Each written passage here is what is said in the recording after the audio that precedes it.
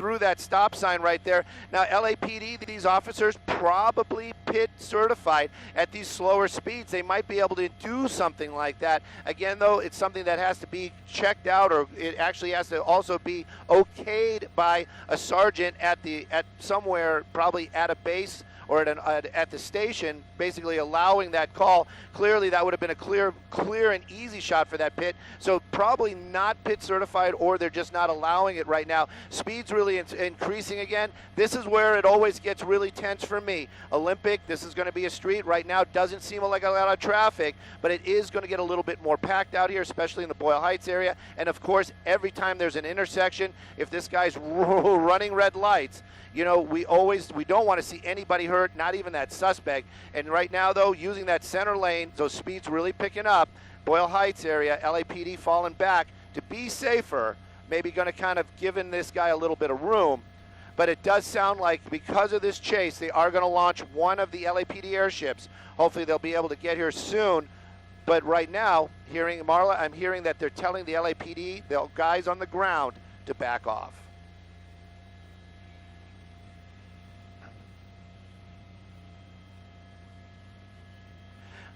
Definitely. There, you know, LAPD, all the publics, all these first responders, they are, the first concern is safety. Safety of the officers, safety of the public at large, even safety of that suspect right there. Now, right now, there are no officers in pursuit of that vehicle. That means they have shut down their lights and sirens, and they have backed off. Oh, I take that back. They are right there. So here we go again, making a hard turn, trying to avoid another officer. I was clearly told that they were to back off, but apparently they're still there behind them, possibly because that airship is coming. Right now, making some hard decisions right there. Another one, continuing on, LAPD, clearly right behind them right there. So we're going to keep an eye on it and wait for that airship to show up and see what they do.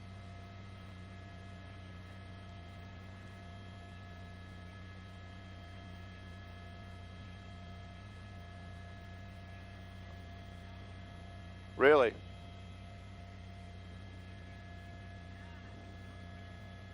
Oh, this is not good.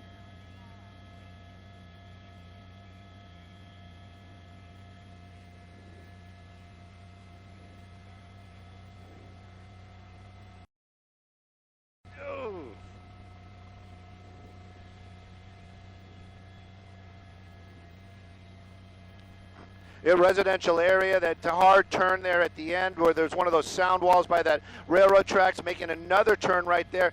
You know, super tight out here. You can see that distance between those parked vehicles and that vehicle that they're pursuing. Those are speed bumps right there. Can't tell you if he's getting any air when he's hitting them, but he is going about, that's probably pretty accurate, probably about 30, 40 miles an hour. LAPD right there behind him. We haven't heard that helicopter arriving here yet, but we know that they're going to be here soon. Hooper Heliport, that's where they launched from. That's basically downtown Los Angeles, just moments away. Making another turn right there. It looks like this is a little less residential, getting out of that super tight. But again, when we get on these roads out here, there's the LAPD airship, knew they'd be here quickly. So he's going to start making some of these calls for those officers. They might back off a little bit and maybe even go into tracking. Right now, though, this Civic's still running from officers, reported as a stolen vehicle because of those tinted windows. The only thing they can say, one driver driving that vehicle, don't know about any of those passengers. But these high speeds, that indecisive driving, the driving on the wrong side of the road, very dangerous for any of those civilians that are out here this afternoon.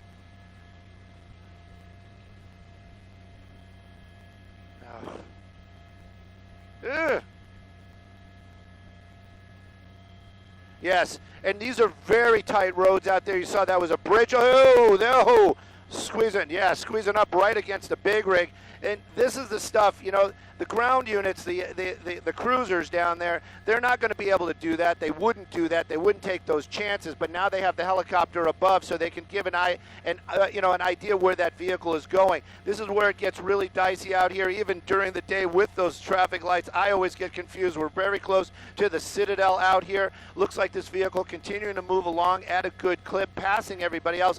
But it does seem like maybe slowing down. I'm looking at 60 miles an hour, not slowing down at all. overall, but maybe there's a little less traffic out there right now. LAPD, the helicopter calling it out, trying to get their units back on the ground in that general area. Again, those stolen vehicle, some very dicey moments, some very tense moments as that vehicle is getting close to other vehicles. Right now, though, you can see, as Vinny stays with a little bit of a wider shot, there are no black and whites behind him. So now he's got that opportunity maybe to jump out, maybe to run. That center divider right there seems to be a little raised, and he made that decision kind of weaving around. He's going to try to blend into traffic, but I can tell you the LAPD helicopter, it's above it right now. They're in tracking mode. I'm watching as other black and white cruisers are getting in position to get back behind that vehicle.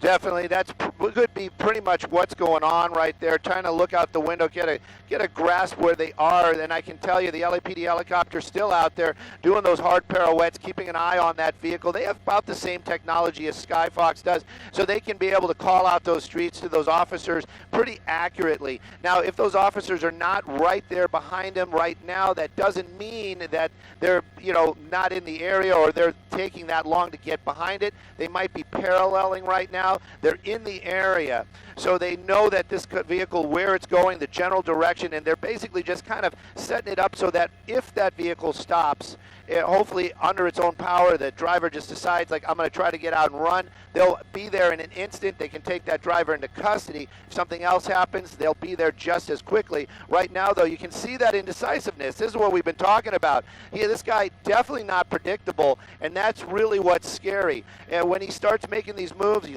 hits those brakes, changes his mind at the last second.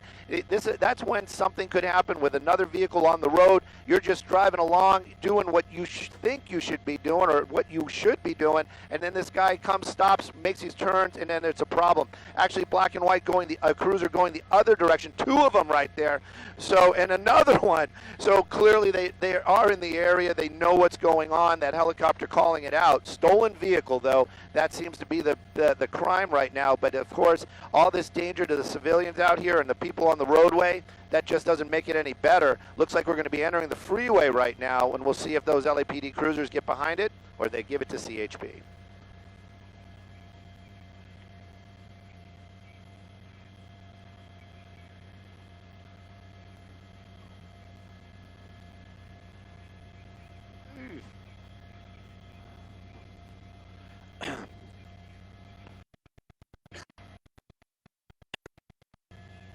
Yeah. Oh no.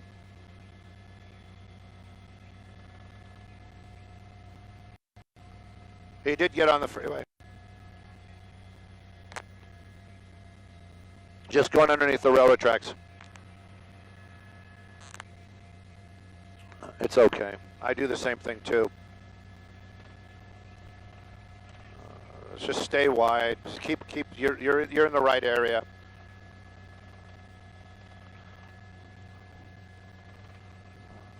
That's the one right there.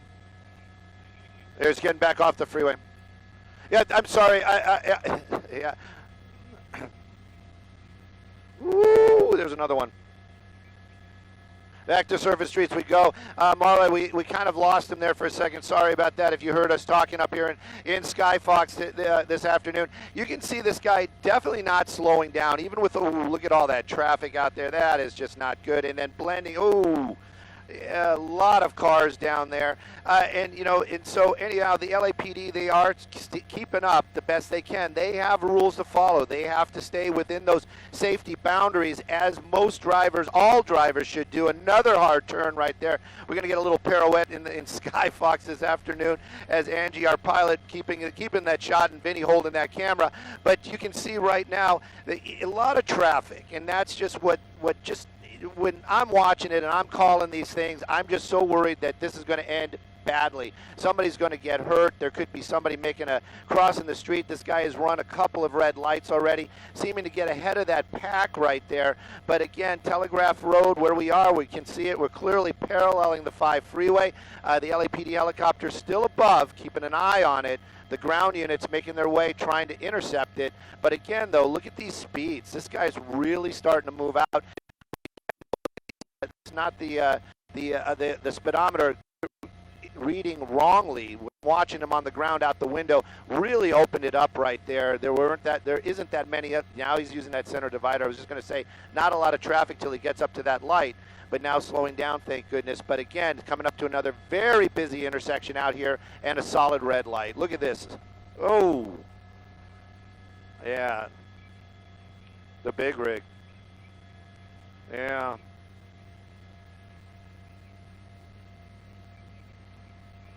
Yep. There he is. Yep. And oh.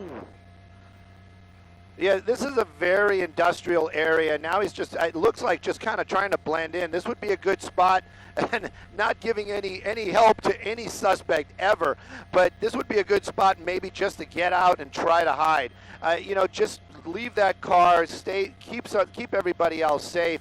But again, just kind of trying to blend in, hiding behind that truck right there, waiting for the light. This is the first time I've actually seen that vehicle stopped, where it's not trying to weave through or push its way through an area. You can see an LAPD cruiser back there, just a couple of cars behind that big rig, maybe making this guy a little anxious, probably seeing it as well. Haven't seen that. Oop, look at that. I thought he was going to do the sidewalk move, but it looks like he's just kind of push his way between that big rig, hoping that light turns green. But LAPD, they've got the advantage. They've got the time. This can go on for quite some time. The helicopter's going to stay there. The ground units are going to get that information. So hopefully this ends quickly without any kind of injuries. But it looks like he's on the move again. Looks like we're getting back onto a freeway. It's going to be the 5 once again. And what is he doing now? What? Why? Anyways, made an interesting move right there across that gore point, and trying to blend into the traffic as best he can. Not riding that shoulder this time, Marla. Looks like he's trying to get over to that number 1 lane.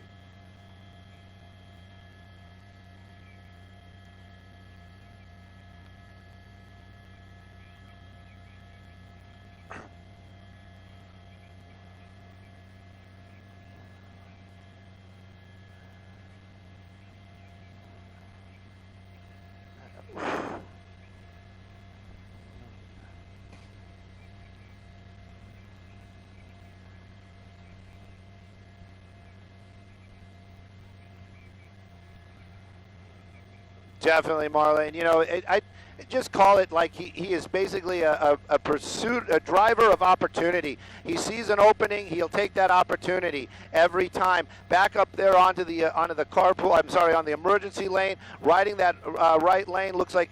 We're going to be getting off the freeway again. So it's on again, off again on that freeway. He basically, he's taking surface streets, but it seems like as soon as he sees an on-ramp, gets back onto that on-ramp. The speed's kind of picking up as he's kind of blending his way onto Paramount Boulevard. Little less traffic out here, but you know what? A red light is a red light. These cars are going to be stopped there, and it does again. It seems just like, Marla, you pointed it out. It's just every opportunity. He's got an opportunity to make a turn. He's going to take that turn. An opportunity to get on the freeway, going to take that as well. Looks like a bad decision out here. Angela's calling it out right now, says this is a dead end.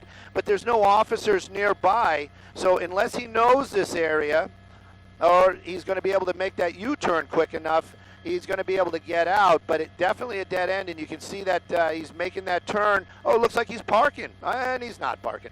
And it looks like he's going to be making his way back out. The LAPD, the cruisers on the ground, they are a little bit farther away. So, and it almost looks like he's playing cat and mouse now, like he's waiting for these guys to show up, waiting for LAPD to show up. That's a sad state of affairs right there.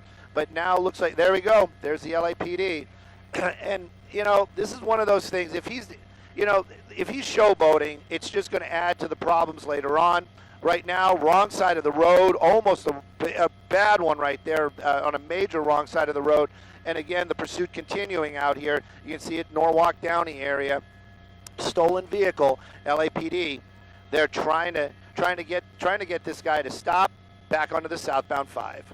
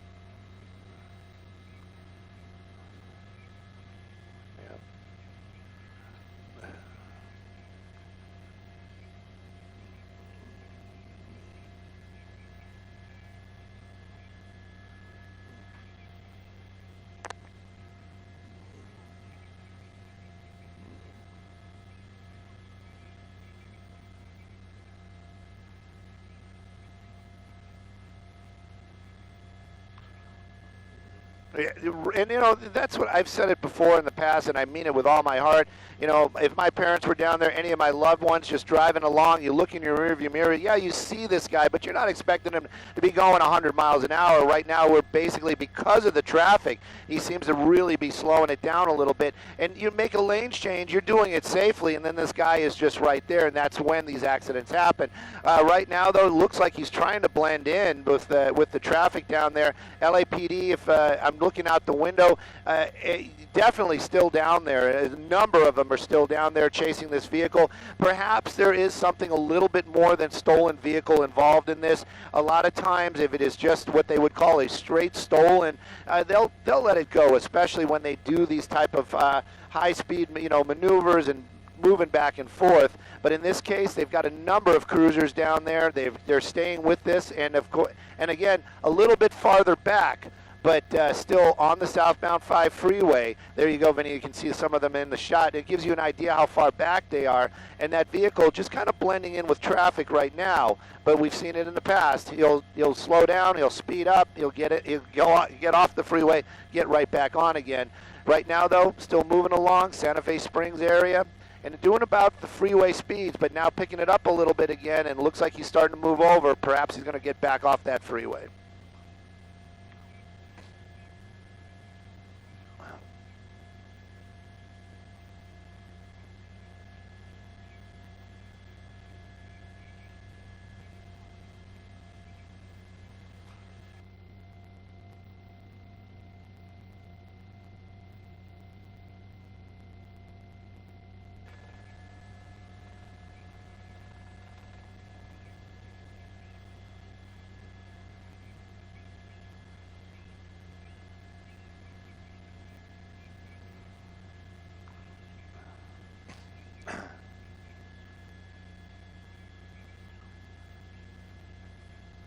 Definitely.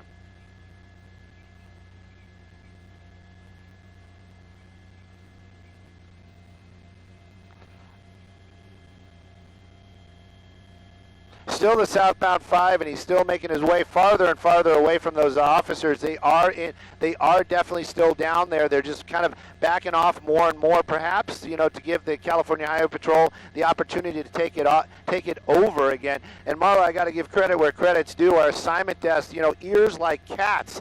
These guys, they heard this call. We didn't actually hear it. They were the ones that were like, hey, there's a pursuit. Why aren't you there? It's a little bit of sarcasm, but you know what? We love it. And then, anyway, so we got there pretty quick. It was on surface streets in the downtown area, but it got on the freeway very, very quickly. Right now, though, it looks like perhaps he doesn't actually see those officers on the freeway down there. We're told that the helicopter, the LAPD helicopter, is still tracking. So right now, though, we're making our way into the Orange County area sooner than later. I see, it says Norwalk, but the freeway wide open right now, and this stolen vehicle continues to make its way southbound on the 5 freeway. A number of LAPD cruisers behind it, but pretty far behind, and they're keeping an eye on this vehicle. If he gets off the freeway, we'll probably see that change again. Maybe those officers will get behind him. Well, I can't tell you if this guy knows the Orange County area or he was familiar with Los Angeles. Today, I just don't know. So we're going to see where he goes.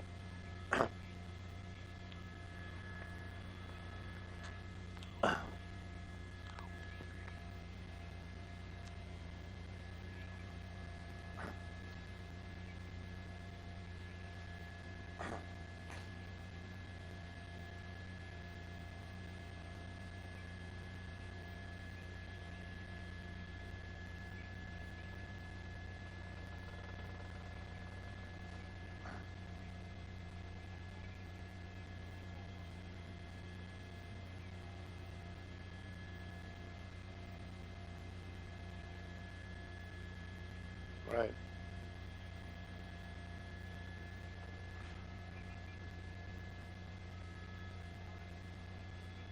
It was a lot, the traffic was a lot busier. This is a lot of that new construction out here on the 5 freeway. You can see these wider lanes and a lot more of them. And at this time of day, a little less traffic. It's Friday light for sure. That vehicle finally making that move over to that right side. So we can see if they're going to actually be getting back off the freeway again. But we're also hearing the officers talking back and forth about what they're going to do and how they're going to handle this. Right now, though, you can see a couple of those black and whites basically trying to get back into position right there. Maybe they're going to be a little bit more aggressive, try to take that vehicle, maybe do a pit maneuver. 50 miles an hour, that's outside that safety zone, and especially with other vehicles on the roadway. But you can see right there, they got a couple of those black and whites, kind of got up on him, right there next to him. And then that vehicle basically weaving around a little bit and takes off. The LAPD, they have the opportunity. Those cars definitely have the power, but they're doing a tactic where they're just going to be following, and they are trying to get a hold of California Highway Patrol. They might be handing it off to them.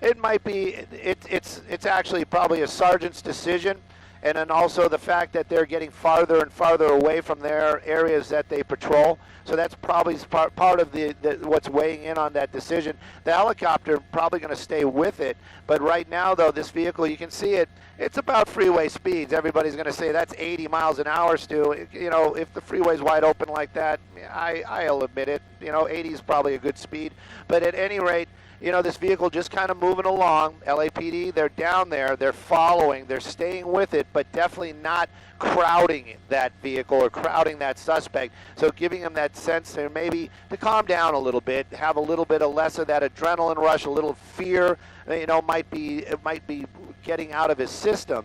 And perhaps he'll make some more wiser decisions. We're assuming it's a male, and maybe just kind of pull over, maybe stop, or do whatever he needs to do to get out of that vehicle and perhaps get the safety issue taken care of and getting the public a little bit safer instead of racing around and making erratic turns.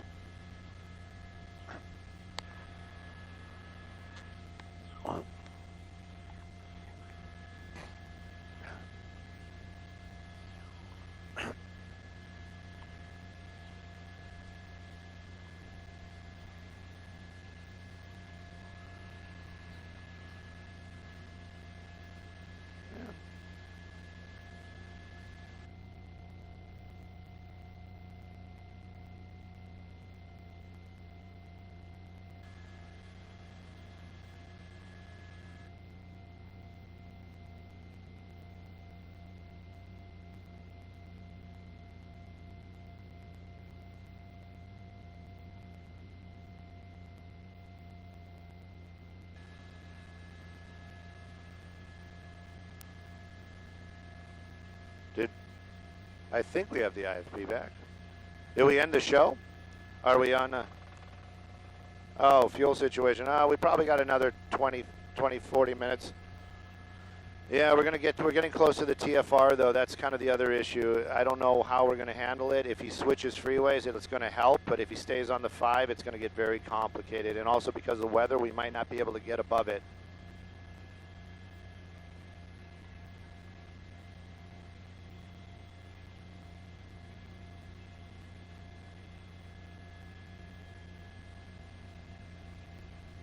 Thank you.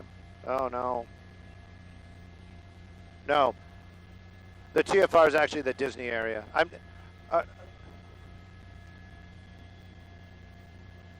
don't know if we're on digital. Yes, I can. Okay, not a problem. No, definitely. Please do. We lost the IFP. Let's follow the 91 and we'll shoot it this way for a little bit. Copy all.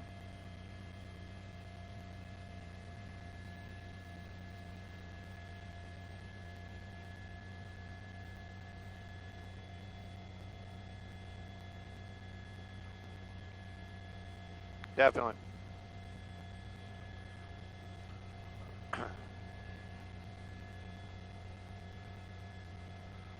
No crashes, no swapping of paint or anything at all, so that vehicle basically hasn't created any type of collisions. What we got to clarify real quick is that it did stay on the southbound 5 freeway. Our fuel situation, that's what we were talking about to the assignment desk, is pretty much okay for us right now. The issue is that TFR, the temporary flight restriction, that's going to be because of the Disneyland area, and we're forced to climb 3-mile ring from the center of the Disneyland area and 3,500 feet above. Because of the clouds today, we cannot do that because it gets cloudier as we get higher, and then we lose our ability to get reference points, so it's unsafe to fly. Right now, though, we're basically using the end of the lens, moving along slowly as this vehicle is continuing down the 5 freeway. At some point, we're going to try to maybe perhaps circumnavigate, get ahead of it somehow when the 5 pops out down south, and keep an ear on where it goes. But we probably will be losing that shot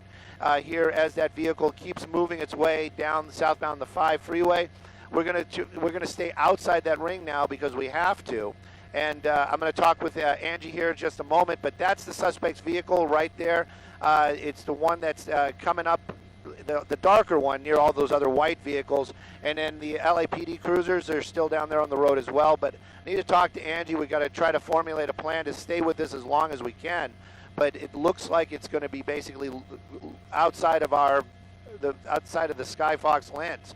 So we're going to see what we can do, maybe to intercept it as it makes its way out of the TFR on the other side.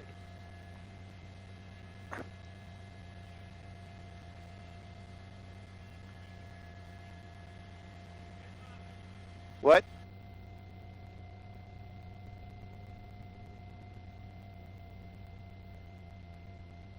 Northbound. Yeah, if he comes northbound.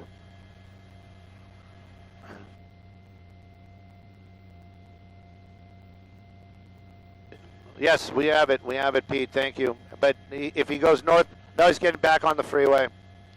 Yeah, back onto the freeway. Yeah, staying south. Staying south. What is he doing? Is he trying to drive against traffic? Maybe it was.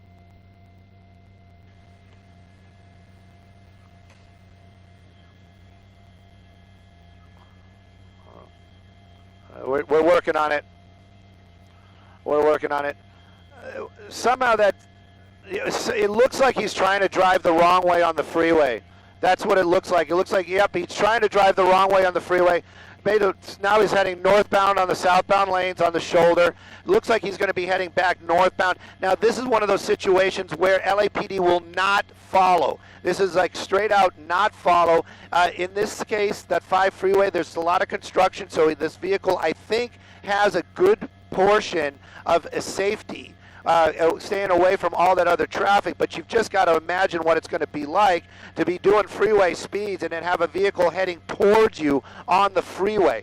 This is basically almost, I mean, you just got to think about those other people that are driving, and you see other folks basically getting out of the way, but you also got to think to yourself, these vehicles now moving at about 100 miles an hour at each other, if not faster. Anybody that's not paying attention out there on the in the carpool lane, whoa, see, he's swerving a little bit there. Some of these folks, they just don't know. This is one of those ones where we don't want to see anybody lose their lives, especially not anybody. It doesn't make a difference, suspect or somebody just driving today. But you can see by our mapping also, 55 miles an hour, 60 miles an hour, northbound in the southbound lanes out here. The helicopter keeping an eye on it. California Highway Patrol made aware of it. And again, though, this driver taking some extreme risks this afternoon just to stay away from LAPD, stolen vehicle. I mean, what is it worth? It's not worth your life. It's not worth injuring somebody else or taking somebody else's life. That's for sure. Some tense moments, though, as he's making our way actually closer to us in that carpool lane this afternoon. And keep going to the right. Keep going to the right. Oh, there he is. Yeah, he almost came to a stop. Maybe somebody got really, really close to him, or perhaps he's going to try to make another one of those U-turns that we saw him doing before, or trying to get off that freeway. But again, though, very dangerous this afternoon and extremely high tension as this driver driving the wrong way this afternoon, northbound in the southbound lanes of the 5 freeway in the Orange County area. Oh!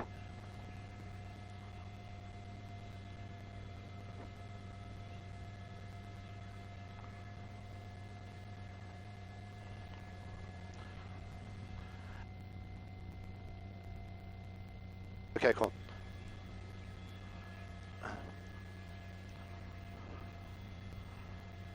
Oh, Jesus.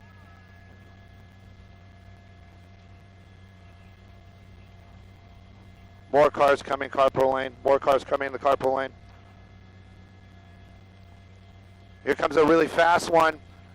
Yeah, Marla, I'm looking out the window just at the traffic moving along that carpool lane. And this is, I got to say, the only plus, if there is any kind of plus in this, is it's one of those carpool lanes that has an emergency lane by the center divider. It's not that carpool lane right up the center divider.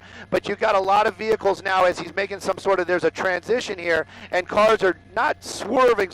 They can see it coming. Thank goodness everybody's being vigilant out there this afternoon. And he's making his way. It's basically getting to one of those transitions where it's just the carpool lane transition. So he's going to be maybe not. Maybe staying on the 5. We'll see what he does here under the bridge. Okay, so he didn't take that. He's staying on the 5, and he continues to have a little bit of an emergency lane right there. Less traffic, but a lot of concrete going to be blocking this vehicle here just for a moment or two. Again, northbound 5. He's going about freeway speeds in the wrong direction on the freeway. Whoa! Oh, I think somebody just got into a little rear end accident down there. Now, I'm going to look, Vinny, I'm going to keep an eye on it. He's continuing on northbound. He's going to pop out of the bridge. I can't see it. To the right. Go to the right. Go northbound on the freeway. Right there. Center of the screen. Somebody just got into it looks like a minor accident down there when they slammed on the brakes to avoid this guy, and there was a little bit of a rear end. I don't think it was anything too dramatic. Maybe they just bumped. But right now, though, you can see that vehicle, and this is what we're talking about. At least you can see it now. There's a little bit of an emergency lane right there. This driver is choosing to take those chances. And look how close he's getting to a lot of these vehicles. This is just something terrifying. I'm not even sure I want to really watch as this continues on, but it definitely looks like he's slowing down once again. If he tries to pull one of those maneuvers here with a U-turn, these cars are going freeway speeds. I don't think he's going to be able to get off the freeway anywhere out here, so this is going to become very complicated and extremely dangerous this afternoon.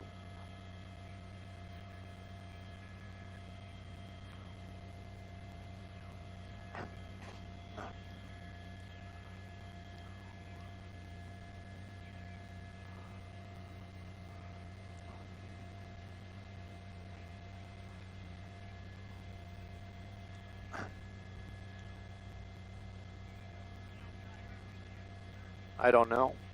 Could be.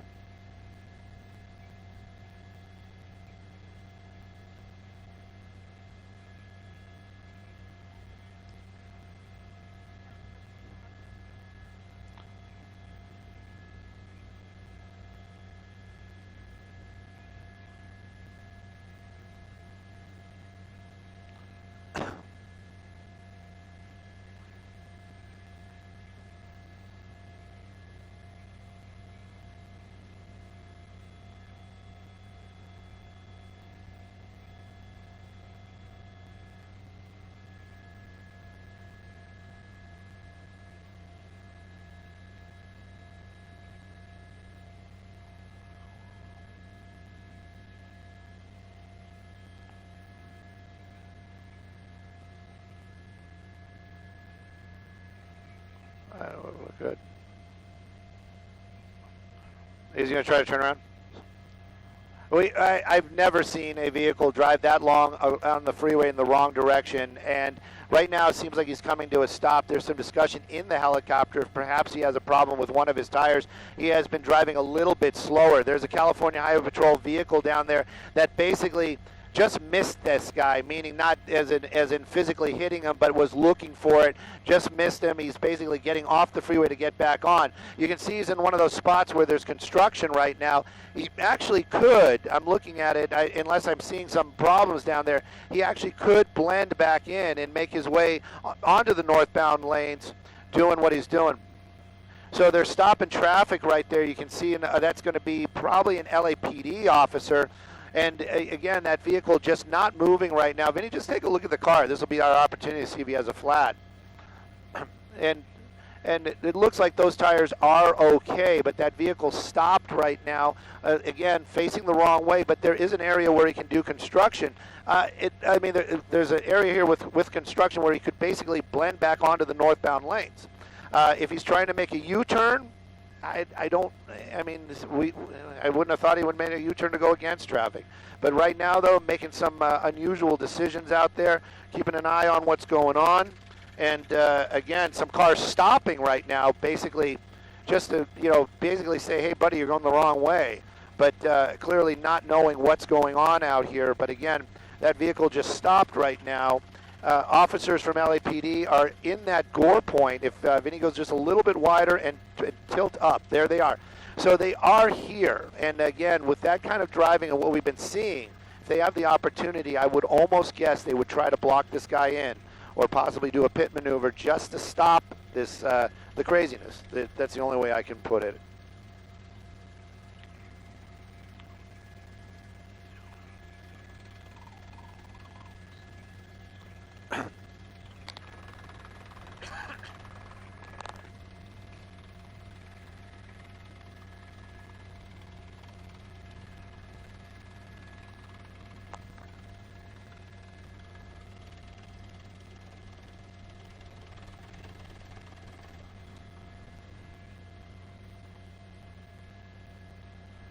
Marla, that's the thing. It's like if they move in too quickly, this guy might try to dart, get into the traffic, and then create an accident. Don't know why he stopped. Maybe he's just thinking about what's going on. It's a stolen vehicle. I mean, that's what we're hearing. It's just a straight stolen vehicle unless our assignment desk knows other information. And is it worth it? I mean, is this really all worth it? That driver possibly has some other warrants.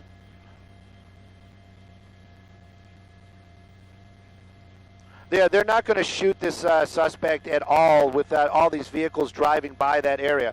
Yep, the CHP coming around. They'll probably make their way a little bit more south and then a little bit more north and then turn back around in that same area where that car could have joined the northbound freeway.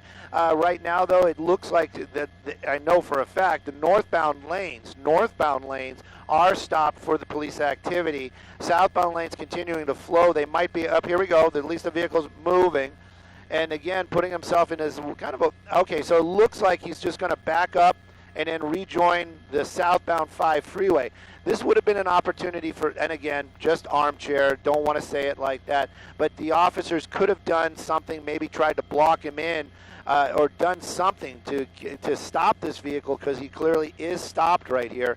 But again, we're in a helicopter watching, we see that big picture. Those officers, they've got something else going on. But again, Marla, a lot of armed officers right now pointing their weapons at that vehicle. That wall is going to create a barrier so that car not a threat to them. But again, as long as there's traffic moving, as long as there's traffic moving behind them, they're not going to open fire. They won't do that. They would with the chance of a bullet astray hitting one of those other vehicles. Right now, it looks like he's just biding his time, Marla.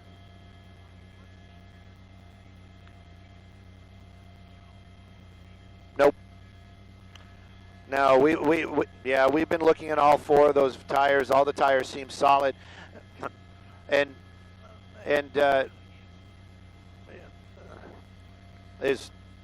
Northbound 5, about a mile worth of backup right now, completely stopped as it stands. Southbound 5, I'm looking out the window. There is a California Highway Patrol blocking traffic, so there'll be less traffic here in just a moment, giving those officers an opportunity to maybe come around or get around that vehicle or block it in. But those tires still moving right there. You know, the steering wheel, don't know, maybe he's got some mechanical issues, maybe he ran out of gas. I don't have my crystal ball this afternoon, but I can tell you this is a very tense moment as that vehicle basically in some sort of standoff with officers. But in that same sentence, there's a concrete wall that separates those officers and that vehicle.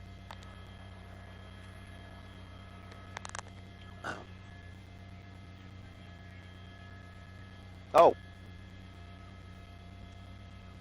And Marla, we're just getting some more updates from the PD helicopter down below. That's what I was kind of trying to figure out, why they were so aggressive with this one vehicle. They were calling it straight stolen. Now they're saying that this is a carjacking suspect. Now, they're not saying, I haven't heard the words armed carjacking suspect, but a carjacking, even by force, it changes it up a little bit, makes this driver a little bit more dangerous. So that might be one of the reasons why they didn't give this thing up earlier. Right now, though, you can see that vehicle stopped. The southbound lanes completely stopped, northbound lanes completely stopped. Car moving slowly. But again, we saw him earlier on. It appeared that he was waiting for those officers to re-engage the pursuit. So maybe there's, maybe it's more of a game of cat and mouse with that driver. Right now, though, LAPD, they've got their weapons out. There's that wall right there. And there's very little, unless that driver is armed and has a weapon, there's very little that that car could do to threaten those officers. But all the lanes now, northbound and southbound, are completely stopped, as it seems to be a little bit of a standoff, that vehicle moving a little bit, then stopping. I wonder if they might be out of gas.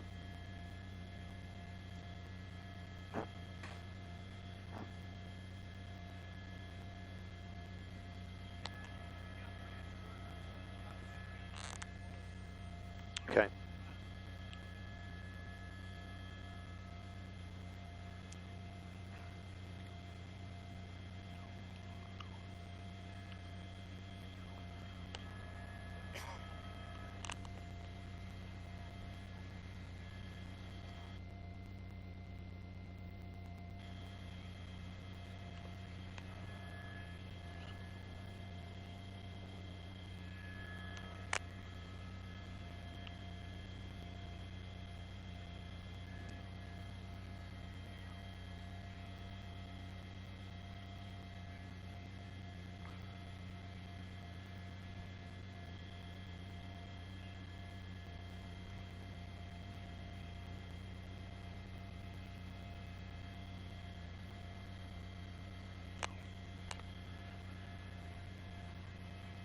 Now he's backing up.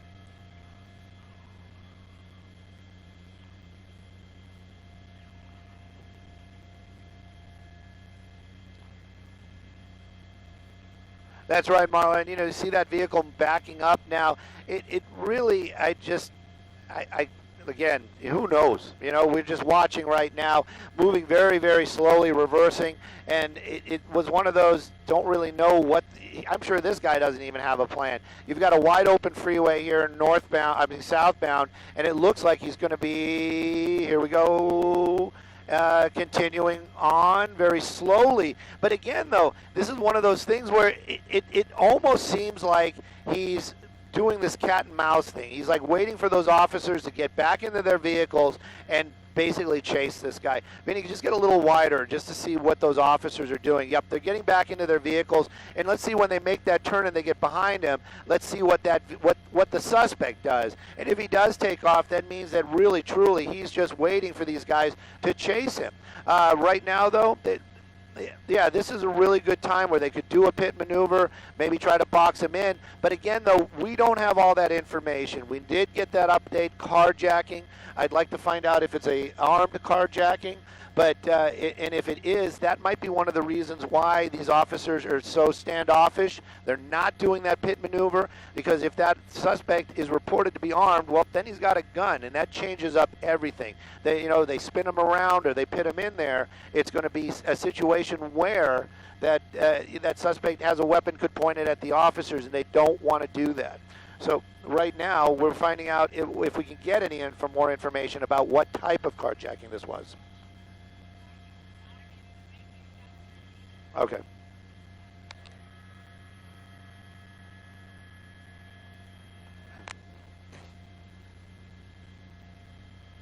Right.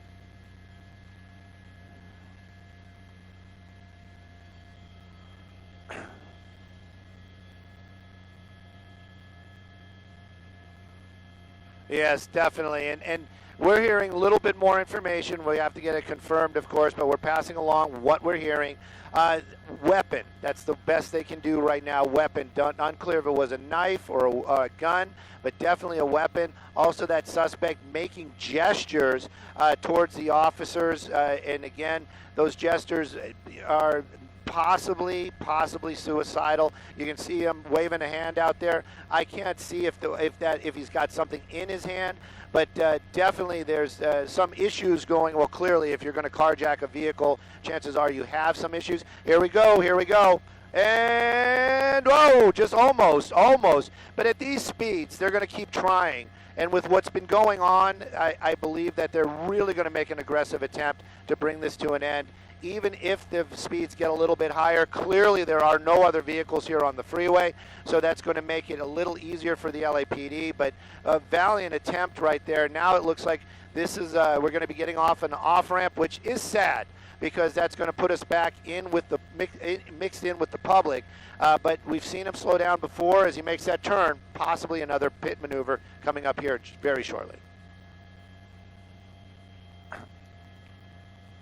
Beach Boulevard.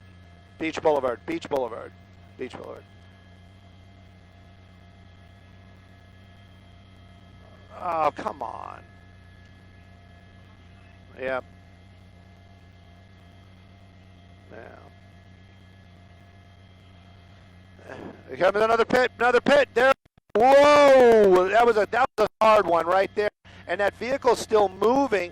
Officers, these are going to be some sheriff's department down there and LAPD all working together. They're going to kind of definitely block him in, but he's got that opportunity to back up, and we've seen that in the past. So not sure if they got that vehicle that actually did the pit coming back, maybe possibly to block him in. Look, there he goes. He's starting to back up, and that's going to be an issue. But LAPD definitely wants to bring this thing to an end, getting a little aggressive now.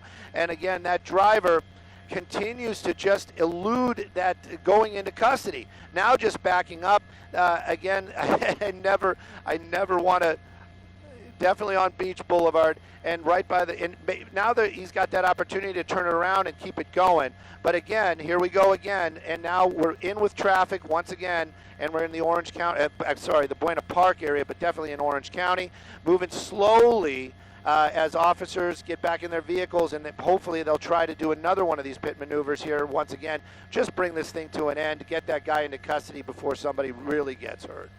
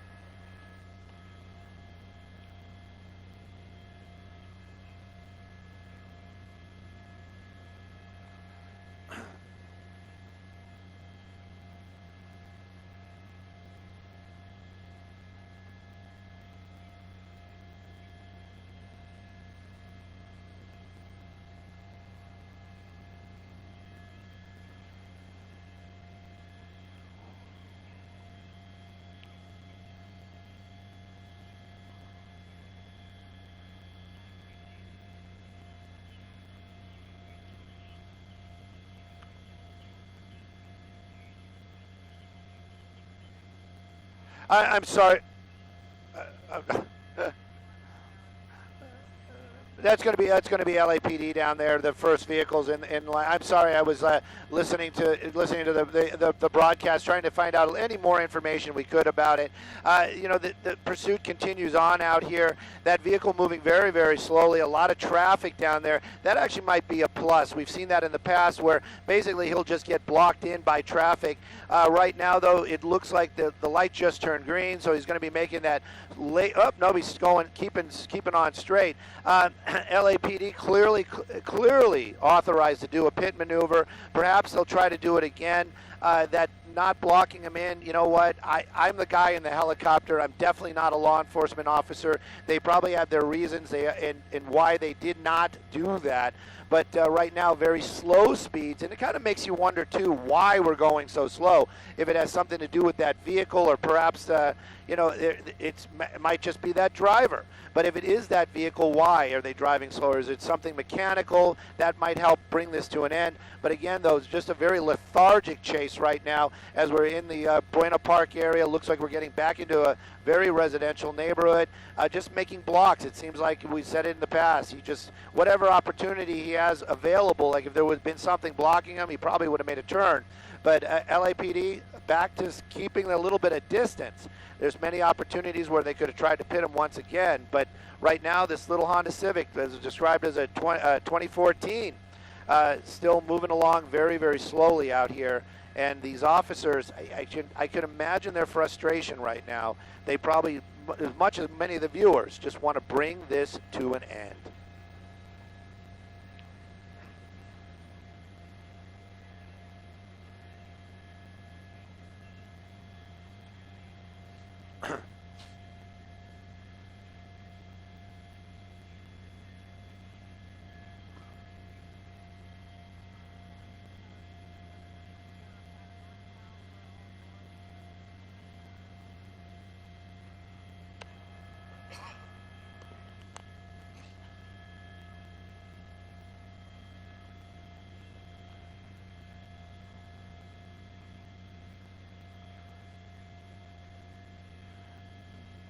Yep.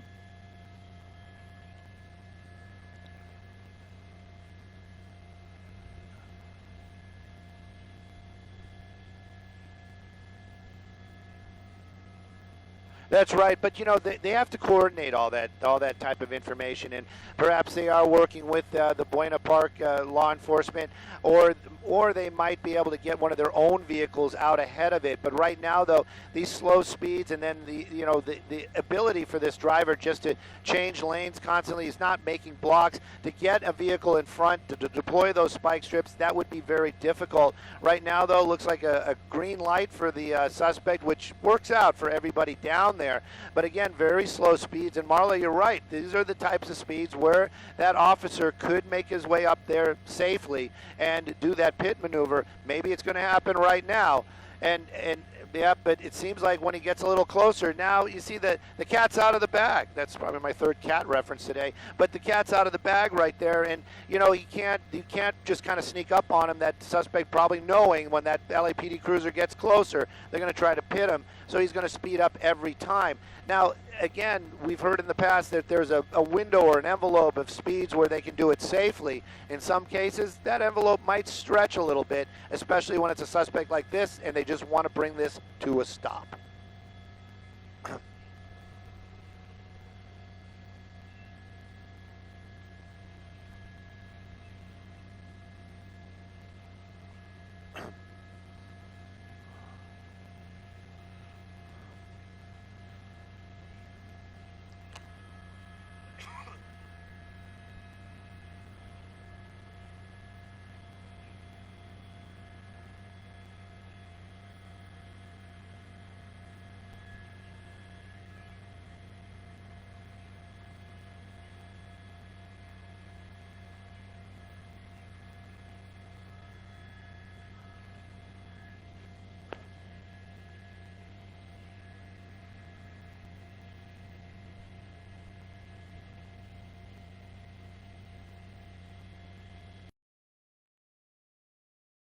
near misses.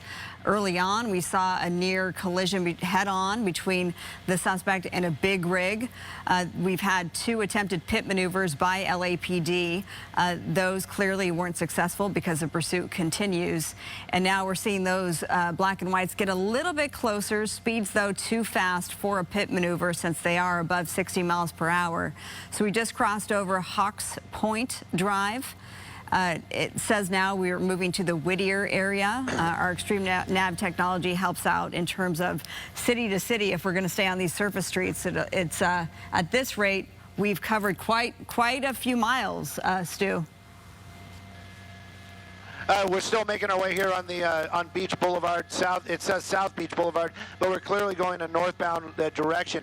That vehicle driving so slowly is actually adding to the safety factor of what's going on here until he makes a left turn right there illegally in front of everybody else. But what was going on right there was because of the fact that he was driving so slowly, the traffic was moving farther ahead of him. Now we're making our way southbound on Beach once again. Speed's picking up just a little bit. LAPD, they're right there behind him. They, you know, time definitely on their side as long as this vehicle continues to drive at regular speeds and there isn't that much danger to the public. But when he starts driving a little bit quicker, starts running those red lights, clearly the longer he's doing it, the more dangerous it becomes and the odds become higher that somebody might get hurt. Right now, though, these officers very disciplined in the fact that they are basically just staying right behind him right there, not taking every attempt to pit that vehicle or bring it to an end aggressively as this suspect continues to lead officers in this chase out here in the as we're leaving the Whittier area and getting back into the Buena Park, Garden Grove, I'm sorry, Fullerton area. This vehicle just continues to elude these officers. Right now, though, not a lot of traffic on their southbound lanes on the beach. There are some major intersections, and again, folks, they probably are not even really sure what's going on. I know that those officers have lights and sirens. That'll help alert the public. There you go. You have a solid red light down there, and the cross traffic just got a green. So we'll see what goes on as that vehicle pretty much never has to stop, but this time has stopped right there. And again, just, there he goes. Basically just kind of waited for a moment or two and basically ran that red light. A number of officers behind him, and we're continuing now southbound on Beach Boulevard, making our way back over towards the 5 freeway. Hopefully he doesn't get back on that freeway. That's something I don't think I could watch again, as you were saying, Marla, driving the wrong way. That was nail-biting, to say the least. Yes, and yeah, it is nice that it's this calmer situation. Okay. Oh, was that just an officer who sped by? No. Yep. So we don't know if that vehicle right there is going to, see, that's the thing too, that suspect saw what was going on. Well, there you go. It didn't take that opportunity, but saw what was going on. We've talked about the spike strips. Right. We've talked about, the pit maneuver, that vehicle, that LAPD vehicle moving way ahead of him. But this is a really large street, Marla. Take a look at this. I mean, how many lanes are down there? I'm being serious. I can't really tell because of the glare on the monitor. And again, there he goes. Made another U-turn. So there you go. This guy clearly aware of what's going on around him, clearly aware that these officers might be trying to put those spike strips out, and that's probably what we just saw right there. Yeah, that makes sense. That vehicle, making this turn now, going back that same direction. Speeds, they're about what you'd be driving on this road at any rate, but there's so many folks out here right now, and, are they going to be able to shut down the road, get the civilians off the road? It would be a real task for them to do something like that. But right now, this car continues just making his way out here. We've seen a couple of those U-turns. Maybe he'll do it again. But officers from LAPD, they're tasked with that difficulty. It's like, how do they stop this vehicle safely and bring this thing to an end? It doesn't look like this Honda Civic has significant auto body damage, does it, from those 2 pit maneuvers? No, it's hard to tell. It doesn't look like that. We've seen them in the past where they'll lose a rear bumper or something like that. In this case, it seems like it might be probably just some body work on those quarter panels, making that turn right there. So, and you can see some of that damage. It definitely has some damage right there. But but not enough to create any kind of issue. Hopefully, I was kind of hoping that maybe when they hit him, it would damage the tire. Maybe he would be losing a wheel. That would probably bring it to an end as well. Right now, though, you can see we made our way onto, I believe this is Rosecrans. Here we go. Here we go. It looks like there's another opportunity, but the speeds, that suspect, he saw it coming.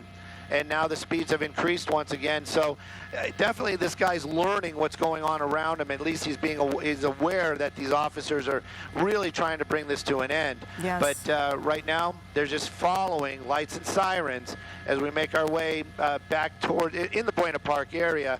But it looks like we are heading roughly eastbound, but we're could be heading back into the Whittier area. There's the LAPD airship, if you guys were wondering.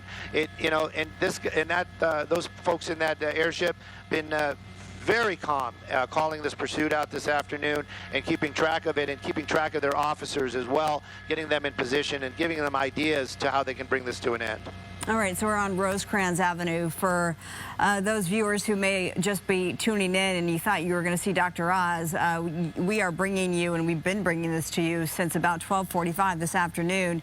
It is a carjacking suspect from South LA. That's where this all started, about 12:30. So it's been underway for just over an hour now. This carjacking suspect leading LAPD officers into Orange County. This is on surface streets in the Buena Park area, going through another intersection. And we've seen two attempted pit maneuvers. They were unsuccessful. We saw a standoff on the 5 freeway at, making a U-turn right there. Yeah, another U-turn right there, making his way back through that same intersection.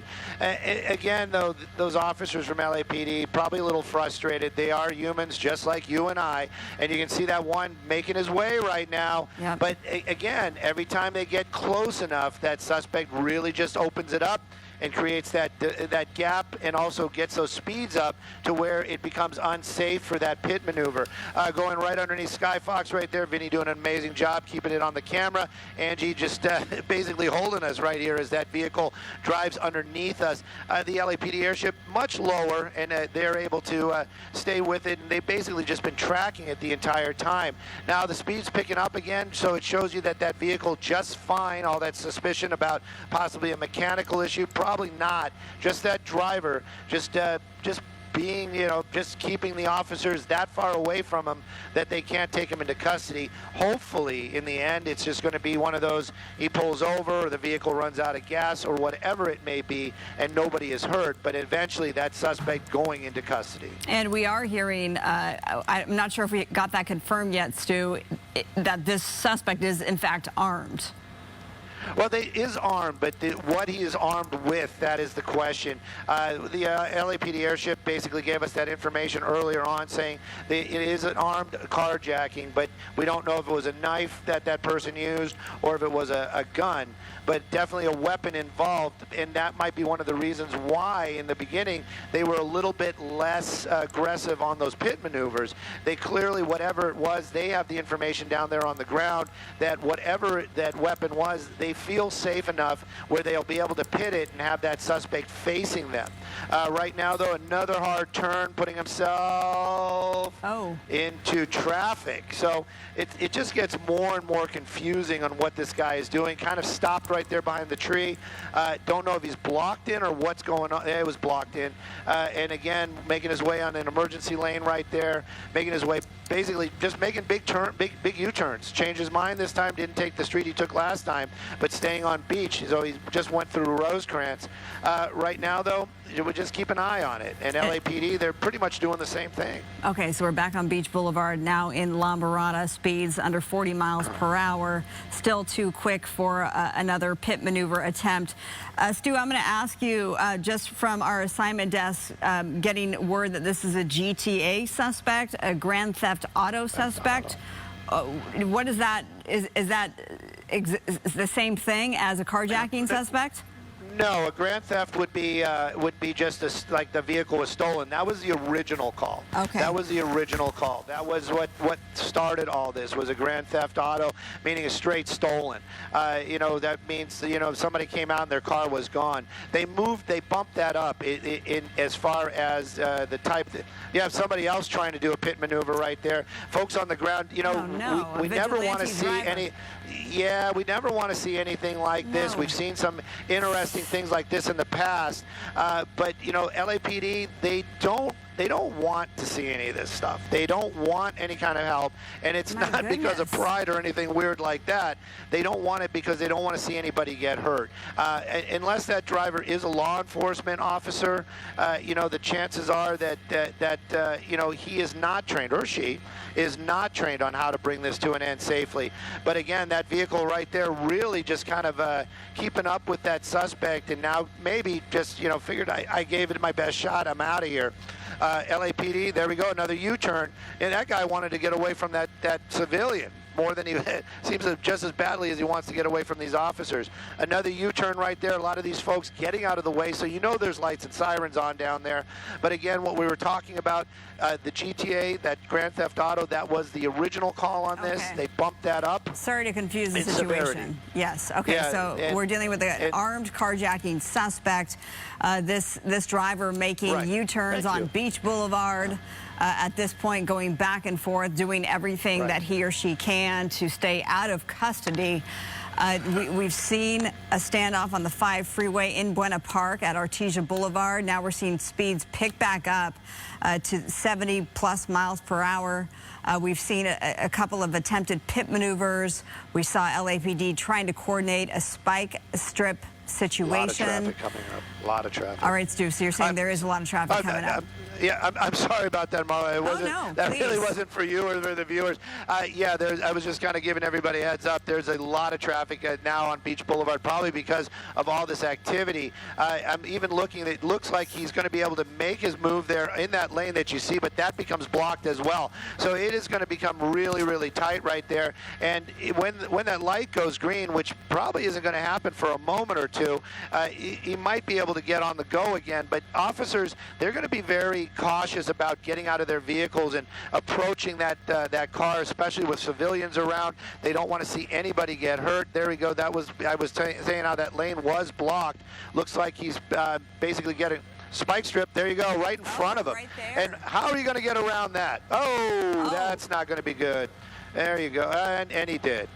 So that's how he's going to get around that. We all saw it. But it was a good attempt there by these officers to try to bring this to an end. But again, though, you can see they are using tactics that are less aggressive, trying to bring this to an end. But the suspect just continues to drive. Officers continue to chase him. And SkyFOX continues to watch, but we might be getting to the point where we're going to have to go get fuel here shortly. Yeah, we've been with this, Stu, for an hour officially with you because it's coming up on the quarter hour here in the 1 o'clock hour. Dr. Oz is typically on, but instead we've been following this carjacking suspect into Orange County from South LA. We've seen our first attempt at a spike strip and the suspect outsmarting that attempt, driving literally around those spike strips, has its wide open street now on Beach Boulevard. Again, this is the Garden Grove area, Buena Park, pardon me. Oh no, we are back in that area where it's sort of mixed. And plenty of LAPD officers behind him, 2 attempted pit maneuvers. And still, the suspect is managing to stay out of custody. But really, Stu, it's only a matter of time. Well, most of the time it is just a matter of time, and especially with what's been going on and the fact that he put so many people in danger there on the 5 freeway this afternoon. LAPD is going to stay with this for quite some time.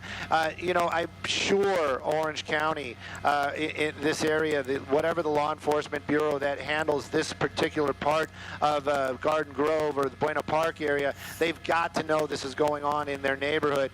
The fact that they're not joining in is probably more of a coordination issue than anything anything else. You can see that vehicle now. It looks like we are moving off of the bigger streets back onto Alondra. And again, a long straightaway. There's nothing, I'm telling you, there are no cars after that one. There are no cars on the roadway for quite some distance. So this would be the spot where they would have a good opportunity to do another pit maneuver. But again, if the speeds get too high, with all those eyes on that officer, all those judging eyes on that officer, they might not do it, or they might. But you can see right there, yeah, but at 60 miles an hour, that's going to be a tough one. Yeah. But there are no other cars, and they are making their way up to another major up there where there are cars. But there was that long section right there with no vehicles around. And again, you know, that officer, they don't want to injure themselves, they don't want to injure their partner. And again, I've said it in the past, and it is the honest truth. They don't want to hurt, even injure that suspect. They just want to bring this to an end safely and get that suspect into custody. Right now, though, we're continuing to move along out here. And again, we got it to another spot. There's plenty of cars out there, so it's going to be a more dangerous spot if they try to do a pit maneuver out here right now. Okay, officially La Mirada, Alondra Boulevard, speeds right now where they could do a pit maneuver, but given the traffic on either side, they can't. But as soon as they get that open road, it looks like they're going to be aggressive enough to try for another pit maneuver. And the suspect can feel it. The suspect knows.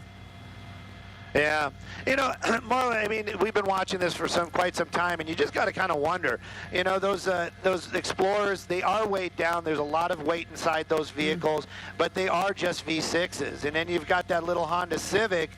You know, it is a four-door. You know, I don't know what it has done to it, but those are little four-cylinders. It's amazing that they can be able to just kind of scoot out of the way of the officers. We've been watching this constantly, and again, it just shows you, like, when they're requisitioning vehicles, you know, they don't look for those, you know, faster, powerful. You know, LAPD, they want reliable, and they want, and that's it, basically, just a very reliable vehicle that's safe. And that might be one of the reasons why we can see that little Honda Civic just kind of scoot its way away from these heavy cruisers. Right here's a big intersection. Somebody didn't hear the sirens, but that big rig did. That suspect slowing down again. We're making our way into Santa Fe Springs, so we're getting out of that Orange County area, making our way back into LA County. But, you know, something else, Marla, that we're looking at right there is, you know, we don't see any more LAPD officers showing up. We don't see anything like that. And it seems like, you know, LAPD is like, okay, this is your assignment. Stop that vehicle. We're going to give you 2, 4, 6 black and whites, you know, make it happen. And that's all they have down there. And right now, it's basically just to follow this vehicle. Hopefully he does something that might disable that car, maybe hit a curve, lose a tire, something like that. Hopefully nobody gets hurt, but it continues on. LAPD doing what they can just to bring this to an end. Yes, and if you compare it to when we started the erratic driving that we were seeing beforehand, I mean, sure, obviously. We're still going to Fullerton, right? The driver has been driving more reasonably, let's just say that, than early on in this pursuit, which is good news. And it's also good news that these streets aren't crowded with vehicles this Friday afternoon, as now we're nearing the 2 o'clock hour. But nonetheless, a very dangerous pursuit suspect, a carjacking suspect out of South LA, armed, mind you, eluded a spike strip effort, and then also 2 pit maneuvers where those officers actually made contact with that Honda Civic, but to no avail. And here we go again. We've seen this sort of weaving in and out of intersections, deciding on where to turn or where not to turn based on traffic volume, and sticking with the Alondra Boulevard now in the Santa Fe Springs area. The most intense moment of this pursuit, I would say, was right before the standoff on the 5 freeway in Buena Park, when this suspect was driving at speeds of 60 miles per hour plus the wrong way on the 5 freeway, so heading north in the southbound lanes. Several near misses that lasted for several miles, and fortunately we can report that no one was hurt. There may have been one accident as a result of that, but it was Stu saw that and reported back that it was just a minor collision between some 2 innocent drivers, so we hope that they're physically okay as we continue to watch this carjacking suspect in Norwalk now. taking Alondra all the way into Norwalk. Speeds about 50 miles per hour. The protocol is if you're going to do a pit maneuver, a pursuit intervention technique, that's what that stands for, it needs to be below 35 miles per hour ideally. So although we're seeing this officer pick up speeds, maybe he's going to try it even though it's above that 35 mile per hour threshold, Stu. Yeah, and it's just created a turn right there, making a northbound turn there on Bloomfield. You know, we're, like you said, we're in the Norwalk area. This clearly the Sheriff's Department's area. Here we go again, getting up really close, and it didn't happen once again. Put him on the wrong side of the road, though. Every time he does that, it just makes it more and more dangerous. I'm just putting it out there. We're going to stay here. We've been doing the math back and forth, back to Fullerton for fuel. We're going to stay as long as we can. But it is getting pretty close to that moment where we're going to have to say we have to go. And believe you me, I am more than wanting to stay. I always want to see these things come to an end. I want to see the conclusion. But right now, you know, safety for the helicopter and the crew is paramount as well. Right now, though, there you go. Officer throwing out a spike strip. Oh, I don't know if he got it. It was close. It did, Vinny's saying it did hit the back tire. Unclear if it actually took out that tire, but it bounced off of it for sure. What a valiant effort. That guy's definitely getting a gold star when he gets back to the station this afternoon. Right now, though, that vehicle kind of running on its own with none of these officers right behind it because of that spike strip deployment and the fact that he made that little crazy U-turn. But right now, making his way back onto Alondra. Yeah, back onto Alondra. That's where he was on earlier on. Now, we've seen it in the past, those spike strips don't blow that tire out. The air is going to come out very, very slowly if it was effective. So we'll keep an eye on it. That might actually slow that car down even more, and that might make make the pit maneuver with the vehicle more pliable. That might happen. Right now, though, I can tell you Angie's doing math. She's got the abacus out and flipping beads and trying to figure out how long it's going to be to get back to the airport. She wants to keep us here as long as possible. But again, safety is definitely on our list as well. Sure. But they're making another hard U-turn right there, but it doesn't look like that rear tire is going to be going flat. Yeah, so at any rate, but what a valiant effort. That officer just out there saw the opportunity, seized it, and threw that spike strip best he could. Hit the vehicle, but maybe it was laying on, the spike strips were laying on their sides. At any rate, that car continues to go. LAPD continues to chase it. Norwalk area, and it's, you know, like we said, it's more than just a theft. This person took that vehicle by force from the owner. That makes that suspect a little bit more dangerous, but a type of robbery. And but you can see that LAPD gaining on him once again. Looks like another wrong side of the road deal. You know, every time he does that, makes it much more dangerous for the public, makes it a little bit more tense for us up here. But Vinny's kind of calming my nerves, as it would be, showing me that, look, there isn't that much ahead of him right there, and everybody's kind of getting over to the side of the road. There is a semi, so there is that. And you can see that LAPD helicopter calling it out down there. The LAPD cruisers, they're going to stay on the right side of the road.